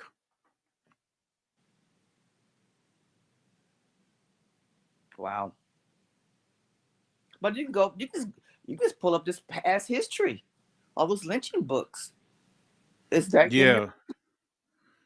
But I was looking for the image because it was. I know I saw it in one of the articles Oh yeah. of highlighting Mm-hmm. where they were, where they were murdered at, Right. the street and everything. And like I said, it was uh, Masonic Lane, either Mm. Masonic Lane or Masonic Court, Mm-hmm. because they were taken out of the jail cell. You know the routine. Oh yeah. They'll take them to jail, They love that. and Yeah. then they'll Come and get 'em and allow the bang 'em up. locals to have access to it, Right. and then they go do whatever they want to do, take them out, late at night, and have their way with them. Oh, It's Masonic they Lane in also, Duluth, Minnesota. I found it. Yeah. and let me tell you something else. These police You got, officers, a hold lot on of one these second, police Sister officers, Carol. Can you got the image, Berean Scholar? I just found that there was Masonic Lane, and I'm looking it up now. Okay, go ahead, Sister Carol. I'm sorry. I was going to say, yes, it's police officers. You mentioned that they go to the jail to go get the person to bring him out. A lot of those majority police officers, we're already in a fraternity anyway when you become a police officer, but a lot of those police officers are Freemasons. Yeah. Well, that's what they call it, the Fraternal Order of the Police. That's right. Absolutely. So remember that. I don't know anybody in chat is a police officer or not, but yeah. And started noticing the symbols. I mean, the fire department, the hospitals, who else? All these symbols, all these organizations and corporations all connect to the same thing, Freemasonry. Same Yeah. symbol. Yeah.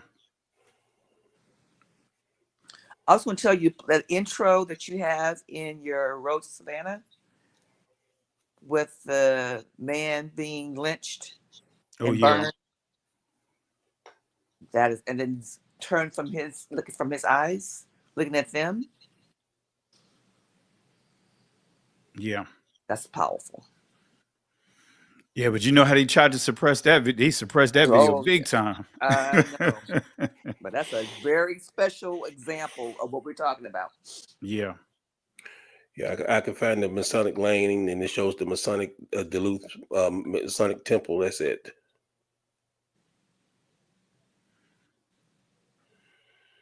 And let me show you something while we have Berean Scholar on the turntables, right? While he's doing that, while he's picking through the crate on what's going to be, the cut he's going to play. I'll show you guys something here, still tying into the subject what we're dealing with tonight. And I wanted to show you guys that, as we pointed out, we can't keep calling or dumbing down our history by calling it a slave trade. That's right. It was far more to it than just simply a slave trade. We're dealing with, as I pointed out, we're dealing with the Burning Man. We've been subjected to this Burning Man situation well in advance. You know what I mean? For a long time. And that's what they call lynchings. All right. So let me see here.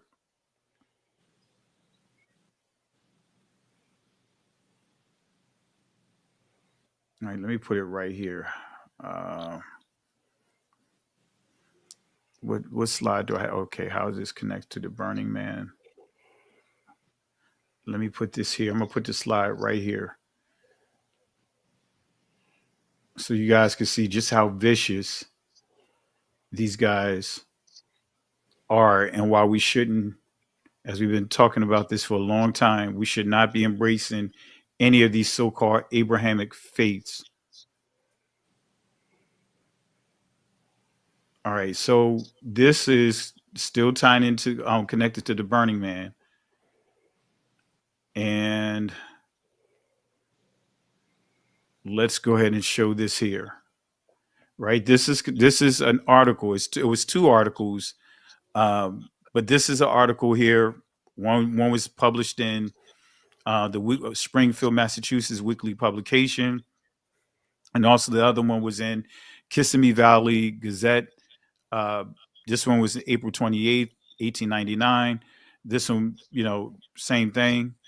But the key is I want to highlight a couple of things here. And this is a book, a great book you could purchase called 100 Years of Lynching by Ralph Ginsburg.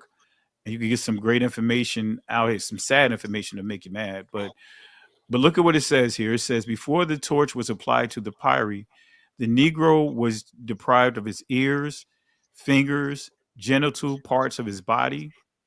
He pleaded pitifully for his life while the mutilation was going on, but stood the ordeal of fire with surprising fortitude. So this lynching took place in Florida, right? Before the body was cool, it was cut to pieces. The bones were crushed into small bits, and even the tree which the wretch met his fate was torn up and disposed as souvenirs.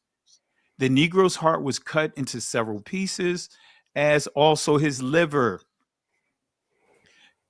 When you start understanding these satanic rituals, those are the two key areas, two key organs that they focus on.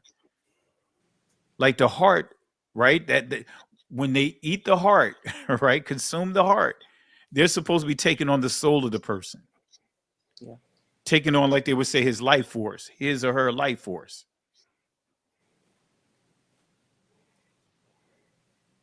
The liver, the natural filters that one of the filters in our body.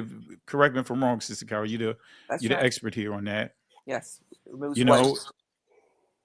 So these are two areas that they focus on. These are key areas, and I have images I could post here. Let me see if I can pull it up here of them having ears, selling ears, and all kinds of stuff. Mm-hmm. Images of us. Fingers. Let me see if fingers, yeah. It was what, $2 for an ear? Mm-hmm. And they pass this stuff down to the next generation, their children. So they always keep it in their family heirlooms for legacy. On these plantations, they're still alive and well. Yeah. So I'm gonna show you some family. I'm gonna show you some images here. It may not sit well with YouTube, but it's all right for people to have all kinds of crazy stuff on social media and don't get flagged. But you post the truth, we get flagged. Yeah. But look at this here. Continuing on here. Small pieces of bones went for 25 cents, and a bit of the liver crisply cooked sold for 10 cents. As soon as the Negro was seen to be dead, there was a tremendous struggle among the crowd, which had witnessed his tragic end, to secure the souvenirs. A rush was made for the stake, and those near the body were forced against it and had to fight for their freedom. Knives were quickly produced, and soon the body was dismembered. Right? So these are some of the images, family. This is a mother who was raped and murdered in front of her son. Her son was raped and murdered first. Her son was 14 years old. Raped both of them, over 40 men from the fierce nation of Japheth. I'll say it that way. Look at here. Whose ears are they selling here?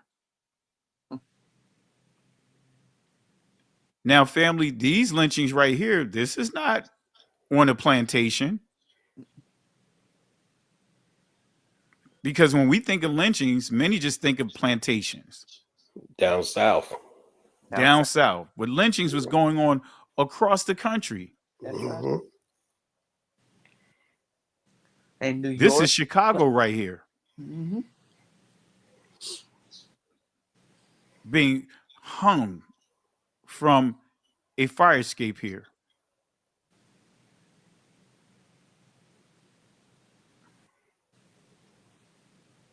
Red Summer of 1918. Come on, family.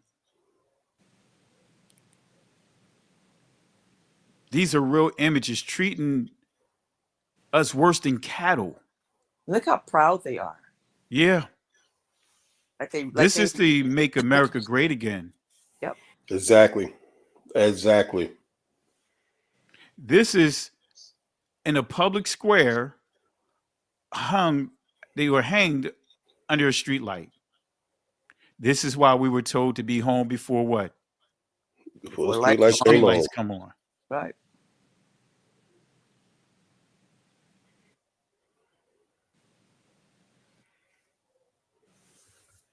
Yep. In many cases, family, when you see the pants hanging like this, it's because they raped them. These men raped him, sodomized him.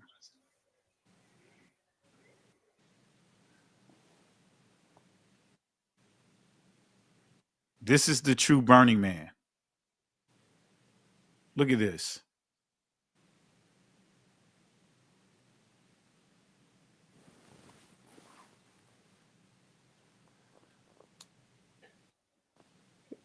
Here's a couple of more.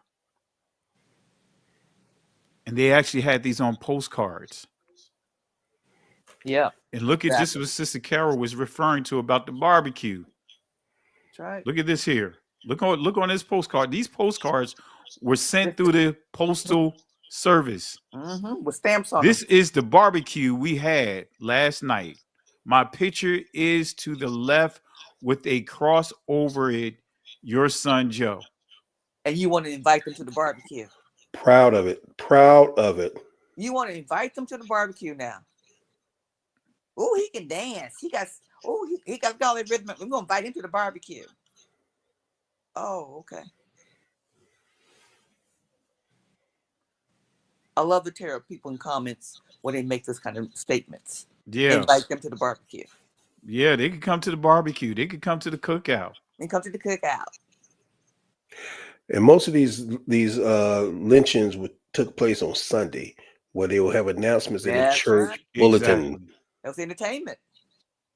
That was a Sunday entertainment. Sitting on the lawn with their little blanket and their little basket of food. They go, let's go pick a nin. They chopped this man up, and and they were doing that on a regular basis. Some stories I got. One of the sad stories is you had, just to your point, had a family going to church.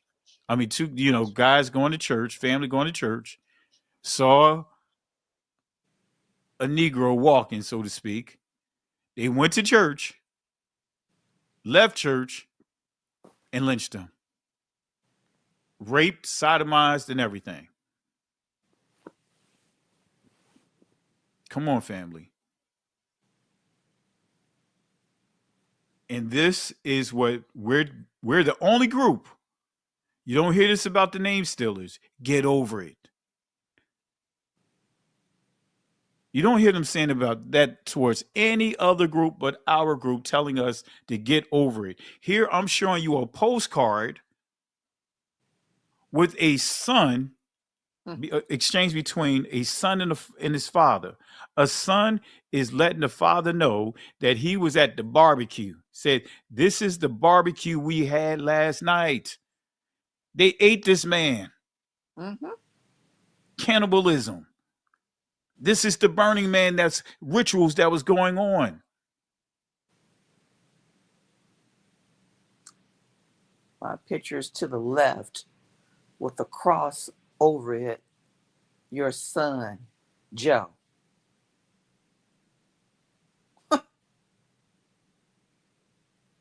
Wow. And somebody take pictures of it and put it on the postcard. Yeah. I had a presentation when I had one of the pictures they took at one of these public lynchings, and they had a picture zoomed in on the face of the children that were there, and Oh they yeah, I was got that one too. happy and smiling, and then you zoom out and say, "There, they're lynching." Yeah. That is Yeah, sociology I think I professor. have it in this one. Let me see Yep. here. I could bring it in. I know what you're talking about because even in that one, you had judges. When you read Mhm. the information, it was judges, it was police officers, it was doctors, it was preachers inside that group, But along with the children. the faces, they were at a fair, a circus. I mean, they had Yeah. no care. And then you pull out and say, that's a human being hanging right behind them. Yep. Let me see here. Let me see if I can pull that in.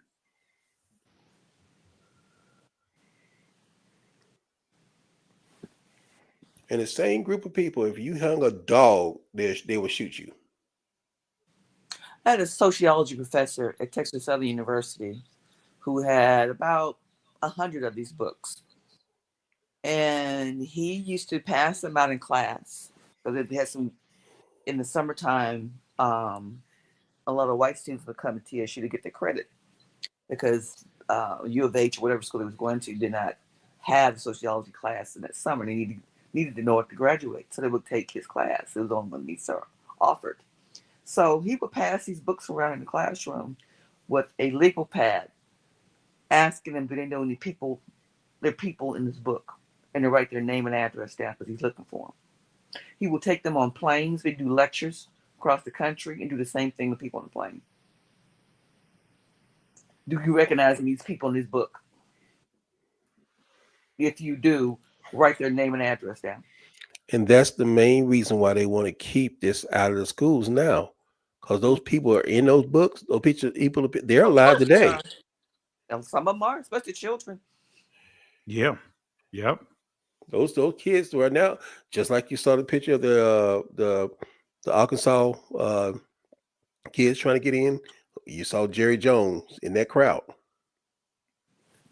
Yeah. Yeah. I remember that. And of course, Stephen A. and those guys protected him. Oh, you know, Snowball always gonna do his job. Isn't that the name of Samuel L. Jackson's character in that movie, Snowball? Let's see here. This stuff is sad, man. And family, this is again the Burning Man. You know, this is what they were doing. Here's another image. A couple more.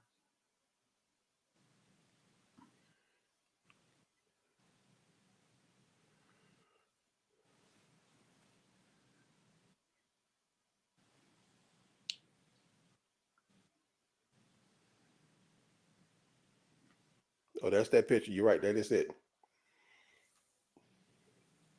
The one on the right, if you look at the kids, you can see the little girls right there. You can see that paper. They just smiling. And Mm-hmm.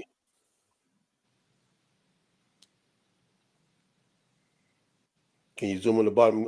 Yeah, right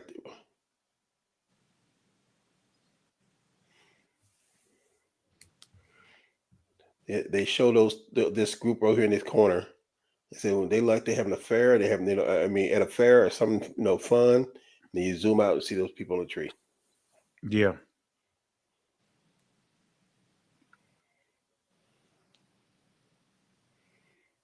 Not even bothered. Some of the souvenirs are still sitting in people's homes. Mm-hmm. Today.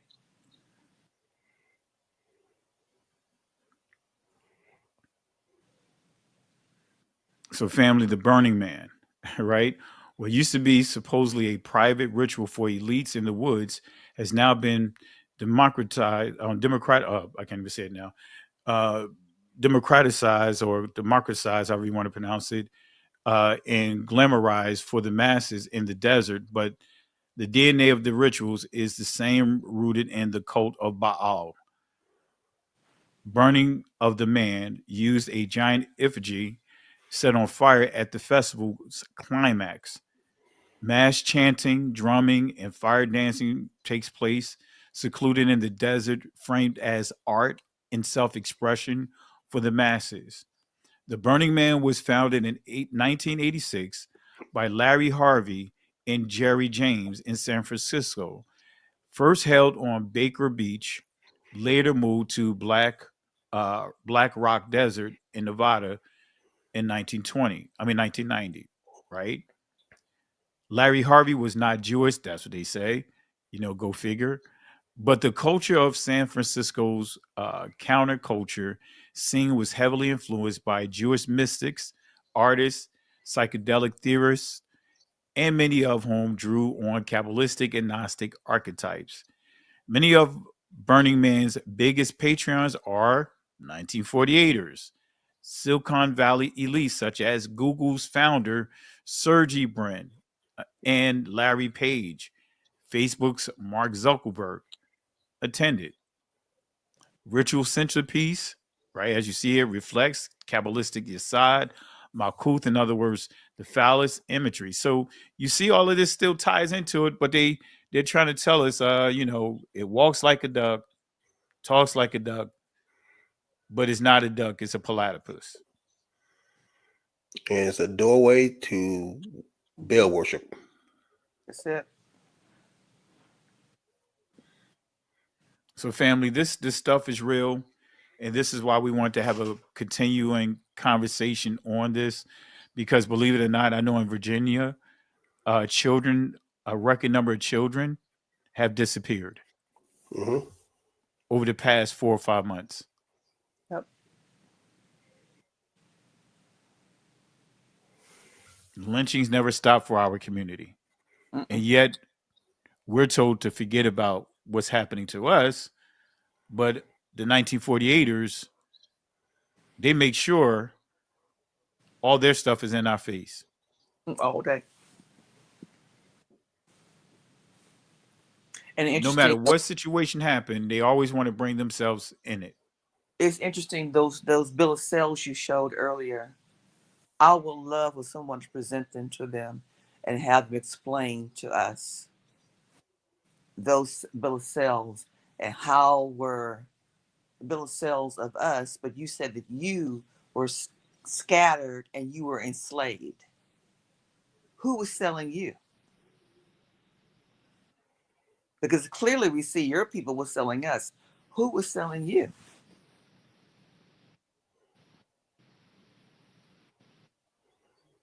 I would love for someone to put that in their face and like a Candace Owens, who would love to just see her do something like that with them. Exactly. And she's come a long way. Right. But it's just like a certain point she just stops at. And I know she knows the truth. Of course she does. It's a certain point she won't go beyond. Exactly. Because she knows what's at hand. Back to that chart, because she knows she's in it on both sides. Exactly. And what she's married 1948, and the other side, you see the Vatican. And who she's in it on both sides. Yeah. She's married to a Roman Catholic. Exactly. And she's supported now, since they kicked her out of their last job. She's supported by their organizations, the Catholic organization. Mm-hmm. Mm-hmm. Oh, she got a big severance package too.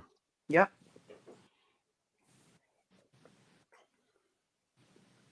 Let me see here. I was going to pull something up about Charleston. I thought I had it inside this presentation, but let me see here.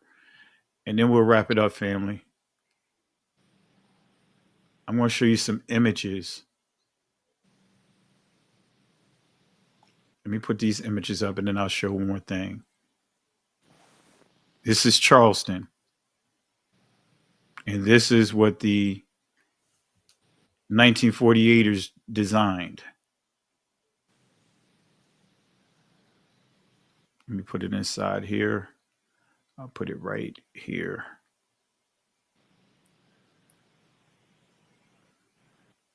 All right? And let's see if we can. All right, here's another group, right? David and John, right? We see them all over this. Their stamps is all over these ads. Where are we? Where are we? I thought I posted it in here. Auctions, actually, is what they are. Auction announcements. Yeah. Yeah. Let's see here. I just posted it here. Let me see where I put it at. Oh, here it is. Family, y'all think this is a game, right? Remember I said the whole city is a chessboard? Yep. Look at that. And right off to these are the slave what do you call it? Those these are where they what do you call it? The slaves the slave almost said it. Not tunnels. I said it too. But Not this is where they were stores at. Right. Store them at. Right. The galleys. Yeah. You know, and you can't see beyond these trees here on this angle, but the bishop is here. Right? That's the Catholic Church. It's all in the slave market. That's what I was trying to look for. But family, it's right in your face. And those are pawns, correct? Now these are the rooks. The rooks, yeah, rooks. You're right. And we were the pawns. And we the pawns. We're the pawns. That's right.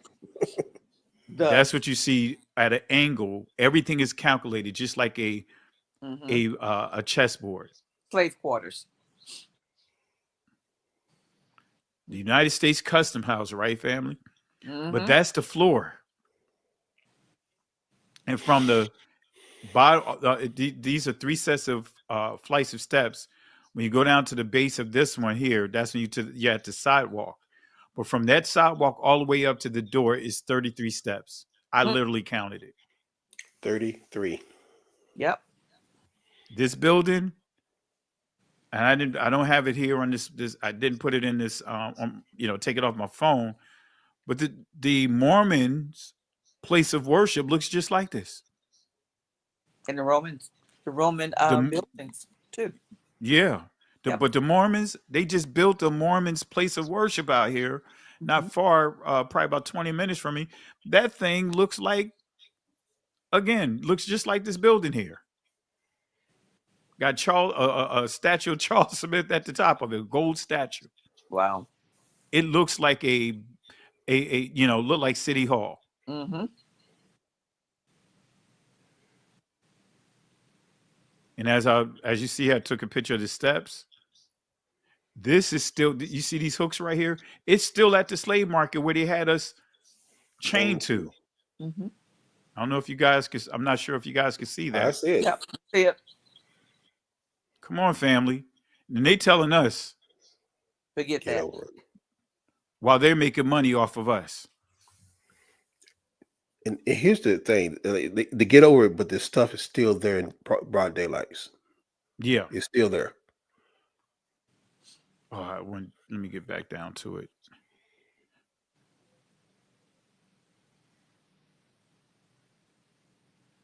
All right.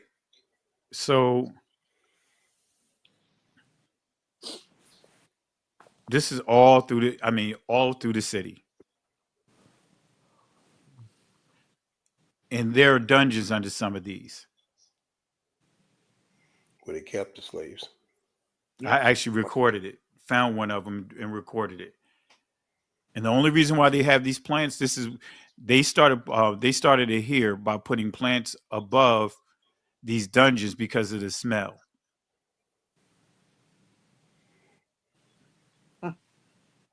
Like it's going to help it. Yeah. And what was this the smell? is their way of supposedly having like a Febreze, so to speak. Keeping human beings in a hole where they have to sleep, sweat, defecate all in one place. Yeah. And like this one right here, because I took pictures of it. Below it, you can see another door, a window, so to speak, rather. and that's what they, they couldn't go outside that, of course. Now these are this home right here. This is $1 million home right here. The small doors is where the head of the Negro slaves would go here. Couldn't go through the main part of the house. Right. So that's how you could tell all through the city. You'll see a smaller door like this. This is where the head Negro slept at. And if you remember that movie Mandingo, they have an illustration of that when he was sitting out and house Negro, so to speak, came out. He came out of a little door like this. Right.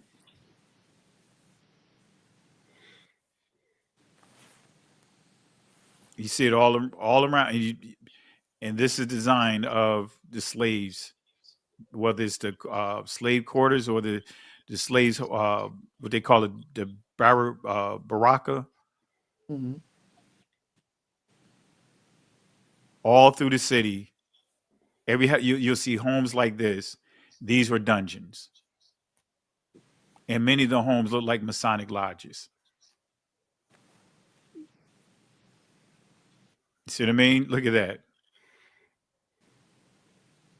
This house right here is almost like a $3 million home. Same pyramid up front.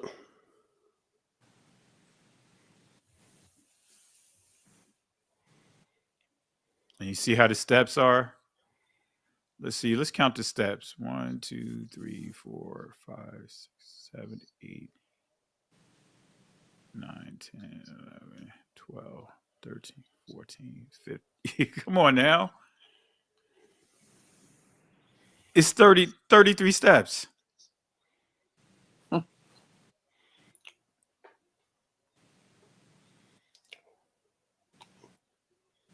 15s on each side plus the top 33. Mm-hmm.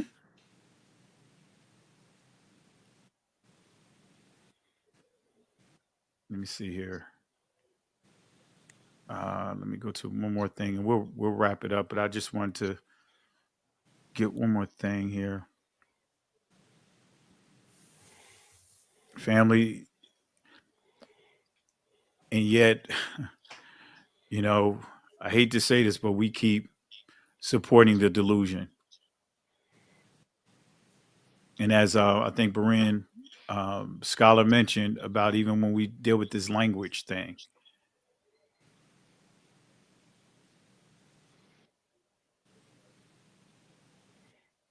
Let me see here.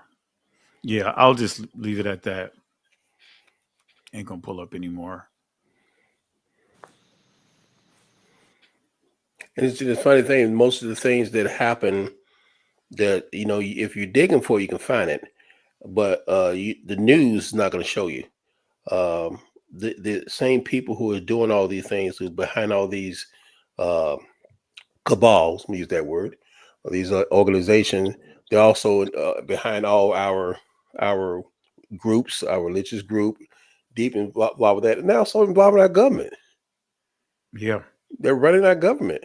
In fact, I just watched a video of 2 retired military people getting dragged out of Congress because they were protesting America being a part of genocide in Gaza. And they arrested in uniform. They were in uniform. An officer, female and a male officer, who stood up and said, "This is genocide and why we're supporting it." They arrested them and drugged them out. But it was not on the news. I'm not even surprised. Not even surprised. These were military vets.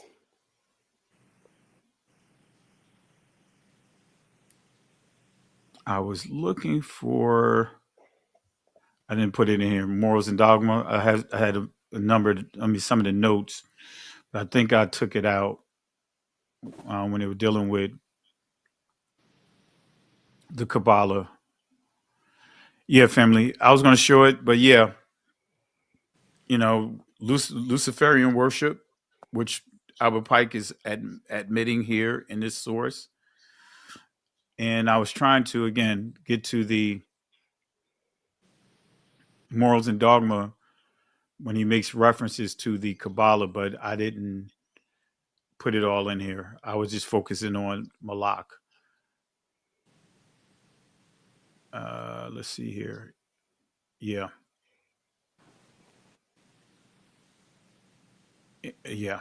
Anyway, we'll stop here. I don't want to sound like I'm beating a. I don't want that image here. What they say, beating a dead horse?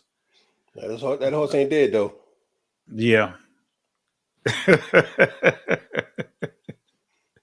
Say Beran Scholar, that horse ain't dead. Beat it some more. beat it some more. And it's taking out people in droves. Yeah, yeah. And matter of fact, I'll just pull it up real quick if I can. And then we'll wrap it up. Let me see here.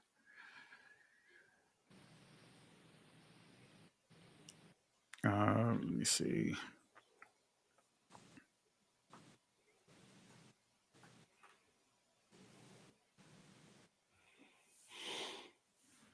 All right. I think it's this one right here. And just to show you, family, that anyone that try to tell you anything different, the Jewish mysticism is in Freemasonry. It's the foundation of it. And all these fraternities and sororities are connected to it as well. Oh, here we go. Let me just copy this over real quick. I'm not going to go through it all, but just to show you the Kabbalah.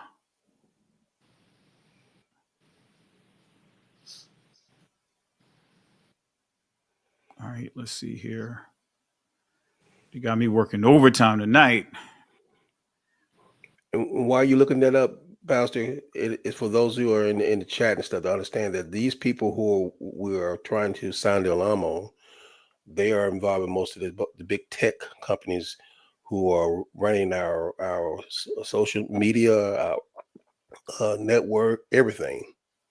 They are involved in most of the stuff that we rely. In fact, the people that our present administration allowed to get into the Social Security office and all this stuff and get our information, those people are involved in stuff.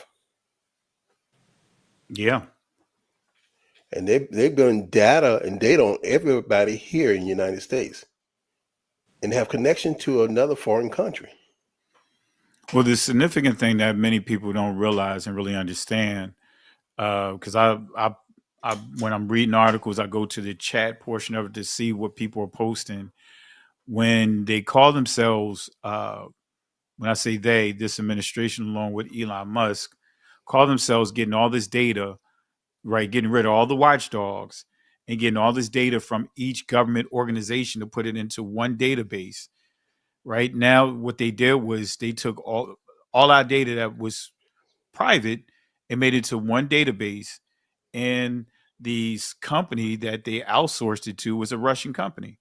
Yep.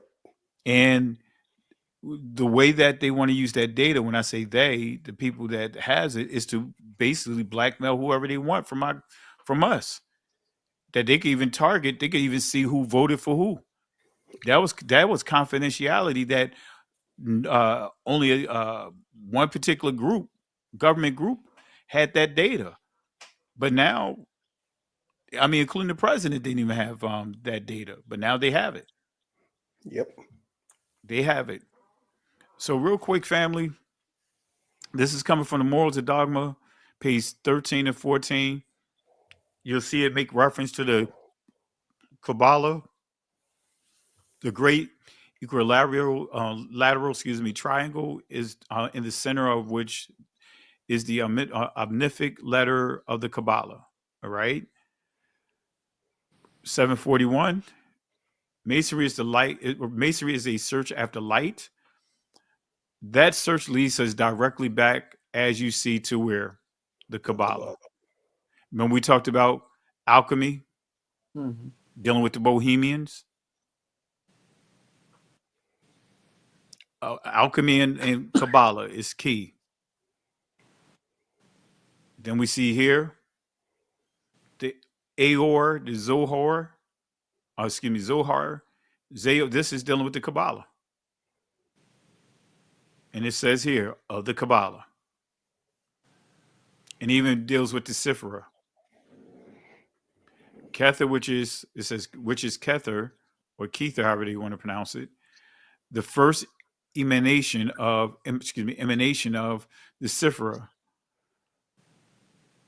Everything is going right to the Kabbalah. The angel of light. Look at this here. The Kabbalah represents only so much of the infinite light flowed into this circular void. And then it talks about the Sifra again, that tree of life among Judaism. The Sifra emanating from the deity were the rays of his splendor. Let me show you one more. Still pointing to the Kabbalah. All truly dogmatic religions have issued from the Kabbalah and returned to it. Everything scientific and grand in the religious dreams of all the Illuminati, but it's still pointing to where? Kabbalah. And as you see here, when we talked about the Sifra, I'll play this quick video, and then we'll wrap up with the final words from the panel. All right, let's see here. Family, this stuff is real. So let me let you hear their own words about the Sifra. I played it last week. I'm going to play it tonight, and we'll wrap it up. Where is it?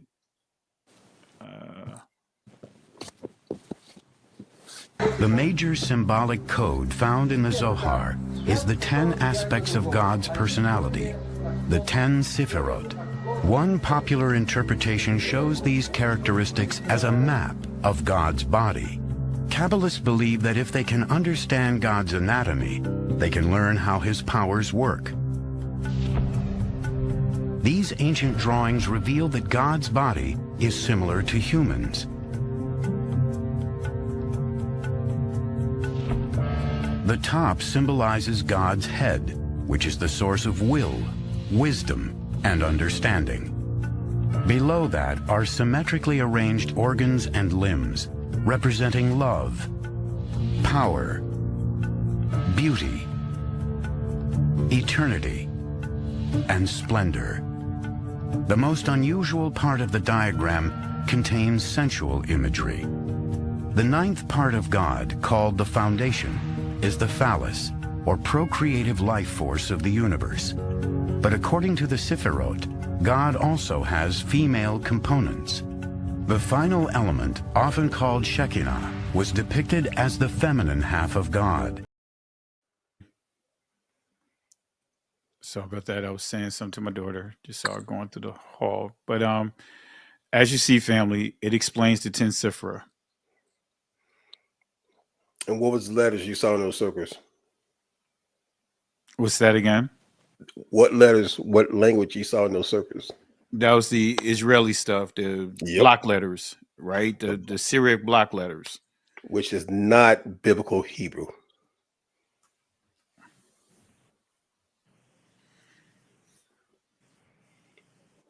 Bring out the family. Oh, go ahead. I'm sorry. I said, go ahead and bring out the slow-mo, Pastor. It's not biblical Hebrew. Nah, man, my voice is so messed up. I can't even do it right. So, family, just wanted to show you this here. Go through some of this information. Some of you guys probably already knew, but at the same time, it's just like at your workplace. You have refreshers, yearly refreshers you have to go through. And I know sometimes we could take it for granted that we know this information and assume others already know this. And even myself, I have to make sure that I have to start going back over certain teachings. And I'm doing it right now at our assembly about the book of Genesis. And guess what? We've been teaching out of the book of Genesis. How long, Brent Scholar? What, about 3 months almost? 3.5 months, I think. Yeah, we're at chapter 10. And there's so much we were able to extract out of those first 10 chapters.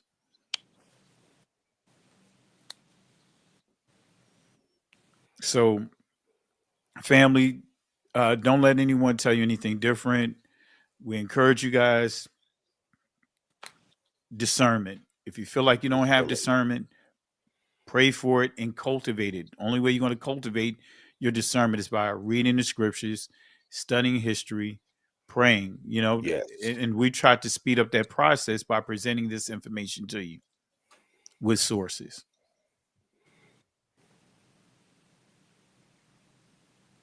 All right. So we're going to go ahead and start off with the graduate here, Sister scholar. Carol, the scholar, who graduated at the top of the class. I actually did. We're not going to say the Greek names. I actually did. Yeah. Yes, I did. With honors. Wow. Yep. Speaking of which, scholarly, it's time for us to really start deepening our studies in this. We've been doing this now, how many nights now? We did it 2 nights last week and tonight. And I know there's a bunch of new people on here too as well, but there's still a lot of people was on here last time. Open your eyes and read. That's about the best thing I can tell you to do. It's so much information out at our hands now that we can get our hands onto and read and look up. You don't have to always rely upon Pastor Kelly. He does a deep dive in his scholarly, as you can see. Right. But you need to do the same. And that way you won't be asking questions about things that he's already discussed with you in this video session that he's doing, his live session that he's doing, and you missing. We have to broaden our horizons in what we're doing. We can't practice sitting in church, listening to the pastor tell us what to do. And we're still doing it. We're out of that quote unquote ritualism of that, but we're still practicing because we still have it in our system. That's right. He cannot look up everything for you. You have to look up the stuff. He gives you like on the page right now, on the screen right now, he's giving you where he's getting his information from. People ask for links. The links are in the video. If you read the video screen, you will see it. So I just beg of you to please start broadening your horizon of thinking and reading and learning. There's no reason for anybody not to know anything now. You can plug in stuff in this AI engines, and they will pull up all kind of information for you. And all you have to do is validate it. Fingertips. It's nothing hidden anymore. It's hidden because you want it to be hidden. Go see it. Okay, I'm done. Have a good night. And I'm typing in for those that want to participate in our Bible study. Just send me an email, and it will send you the Zoom link. I have it posted here is wearewokenow@gmail.com. Shoot us an email and shoot me an email, and I will send you the link to the Bible study. The reason why I'm doing it that way, because you have trolls trying to troll even there. So I'm trying to keep that filtered and vet who's coming into our Bible studies. Correct. So the link is in the email address is inside the chat. But really appreciate it, Sister Carol and family. As Sister Carol pointed out, there's a reason why I have these screenshots on the page. It's not for me just to do it just so that way I can say to you, hey, here's the source. Here's a screenshot. No, it's for you to write it down and take it upon yourself to take it further. You're not going to get everything in one session. a lot of my presentations are, I mean, hundreds of PowerPoints, and sometimes I may only cover a half of that, if that, because it'd take us hours upon hours upon hours to do it all. In many cases, I don't go back and revisit. So take the time out, get these resources that we were presenting to you, and put some overtime to it. Yep. All right, because I hear it a lot. I hear it a lot. Like, Pastor, how are you able to get all this information and retain it? It's because I studied it, and I kept studying it, and I was up many cases on work nights till 3:30, 4 o'clock in the morning, knowing that I have to normally get up at a quarter after 4 and have to get myself together and get on the road. Exactly. I see someone in chat that says she can't stay out of Genesis. I know. That's where we're stuck in. We're stuck in Genesis. Genesis is the key to everything. Yeah. It's the master key. And I encourage you guys, go to We Woke Now Extended, and you can watch some of the lessons that we've done. It's there. Most of them are there. Go there and get caught up with Genesis. Mm-hmm. It'll take you a while, but I can guarantee you, if you properly go through it, it's going to even help with this here, because what we're doing at Shabbat, not only are we identifying who's who in Genesis 10 right now, we're also dealing with the deceptions and many of the prophecies that are connected to them. So with that being said, Berean Scholar, you have the floor. I'm just gonna add to the scholar who went before me, because those who don't study, they show themselves rejecting wisdom. And as Hosea said, we don't. It's not that we didn't have it; we reject it, and it's there for you. I think you gave a shout this morning by something that I said, but I only got that information because I used one of your sources and started connecting some dots. I went back to the video again after the live, paused the video, wrote it down myself, looked it up, and started looking up some stuff before that. And that's where I got that information from, because you got to dig. And for those of you who are looking, these people and these organizations are actively doing things even now. On how long ago, Pastor, where you started telling people about how you was plugging and finding your DNA information? That was about a month and a half, 2 months ago. 2 months ago. 2 months. 2 months. And he's out of, and I remember you saying, guys, go ahead and do it yourself. You have that information, because they're gonna start changing stuff to keep you from finding this. And this week, I something happened with me, and we're gonna be talking about it on tomorrow night. You mind if I drop that link, Pastor? Yeah, go for it. Go for it. You know how we do. Yeah, we're gonna be talking about it tomorrow night. I was helping a sister find out her DNA, and it showed who she was and the tribe she was connected to. And the next day, I was having somebody else, and it changed. And so those things we talked about last week at 5 on Sunday afternoon at 5 p.m. Eastern Standard Time. I put the link in there. You click on it and go ahead and hit the notification so you would know when we go on. They are looking at what we're doing. They don't want you to find this knowledge. So when you see this link the pastor put up and you see these things, go do it now. Take screenshots. Take screenshots. Download it to yourself so you can keep it, because it's not going to be out there. They're trying to scrub all this stuff so we won't find out who we are, and we won't be able to tell everybody else who they are. So. Absolutely. You hit it right on the nail. You hit it right on the nail. And family, another reason why you see me do my presentations the way that I do it is because they're constantly changing a lot of these sites. Yeah. Right. When I first started learning ancient Hebrew, many call it Paleo, many of the sources, online sources, used the ancient letters, and then it changed.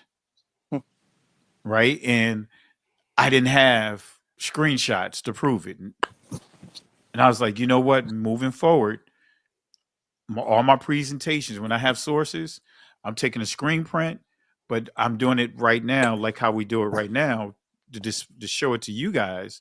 But this is also a fingerprint for me Exactly. that I can always go back and say, even if they change that, no, I have a screenshot right here of the original page. I could tell you someone who's supposed to be a ancient Hebrew scholar proved that the Most High's name is Yahweh, but because of how things are being portrayed about this awakening, pointing to the camps, right? Mm-hmm. He decided to change it from saying Yahweh to saying Yahweh. Wow. But the good thing about it, I still have the screenshot showing what he said. Even though I can't even get to the website, even going to the Wayback. I tried to go there to the Wayback, and it shows his current update, but it doesn't show what he was saying about the ancient language. So it changes, family. It changes. So that's another reason why you see me taking screen prints and present my presentation the way that I do, because they're constantly changing. What did this administration do? Made a lot of changes to history, Exactly. especially our history, Mm-hmm. that was posted. So now you could go to the sites now and it's not there. The information about DEI, who benefited the most, they took all of that down. They went online and deleted people. They deleted people who were black, brown, and they were off the records for the military. Deleted the websites. So this is tying into Daniel chapter 7, changing times and laws. It also ties into the crafty council, where it says that they made it a point to erase Israel's reputation from them. That, in other words, our understanding of who we are and all the information that proves it, they're erasing it before our eyes. Wow. You know what I saw, Pastor? Same thing in Maccabees. What did they do? What did they do when they came in and raided Jerusalem? They took the book of the law from us. They took our information. Exactly. And everything that they did, they profaned the temple. They put all through the city. They put of Jerusalem. They put altars. They basically was trying to rename Jerusalem to be Mount Olympus. Yep. So they did all kinds of stuff. So family, hit the like on this video, and even though we end this chat, this video, the chat will end. Go to the comment section, and even if you just post a comment of, "Hey, such and such is here," whatever.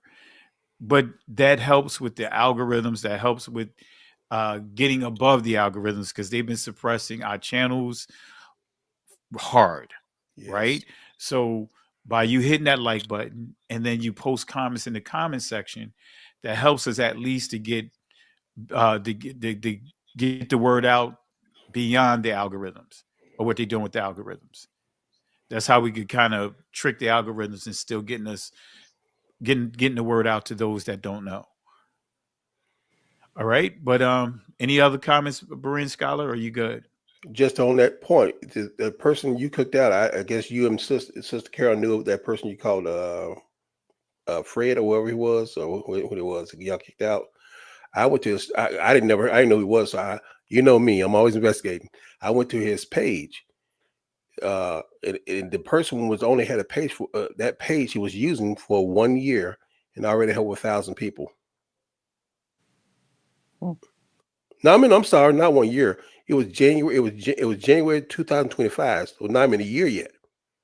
So if you're teaching the truth, folks, they're gonna keep you suppressed. But if you're out there trolling and pushing the narrative, they'll add people to your page. So that's why we need your help. We need your help. Yeah, that's the one that was posting about the slavery and all that stuff. Mm-hmm. That one, yeah. January, it was January 2025. So in that amount, he got over 1,000 people following him. Yeah. Yeah. Well, family, there you have it. Uh, and for the trolls, I didn't bring out my headache Oh, award, but for that troll and anyone that's pushing this Lilith nonsense, that Lilith was Adam's first wife, even though we proved that that is the furthest thing from the truth, you get the headache award.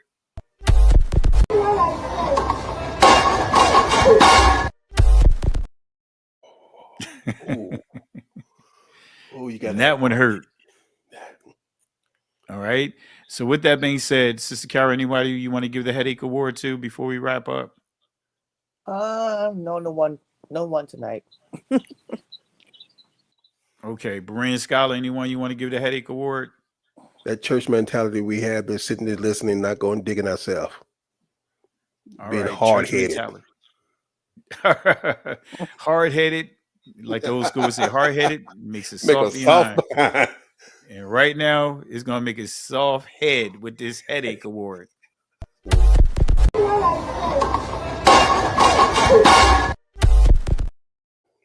And matter of fact, we're giving the Meow Award as well.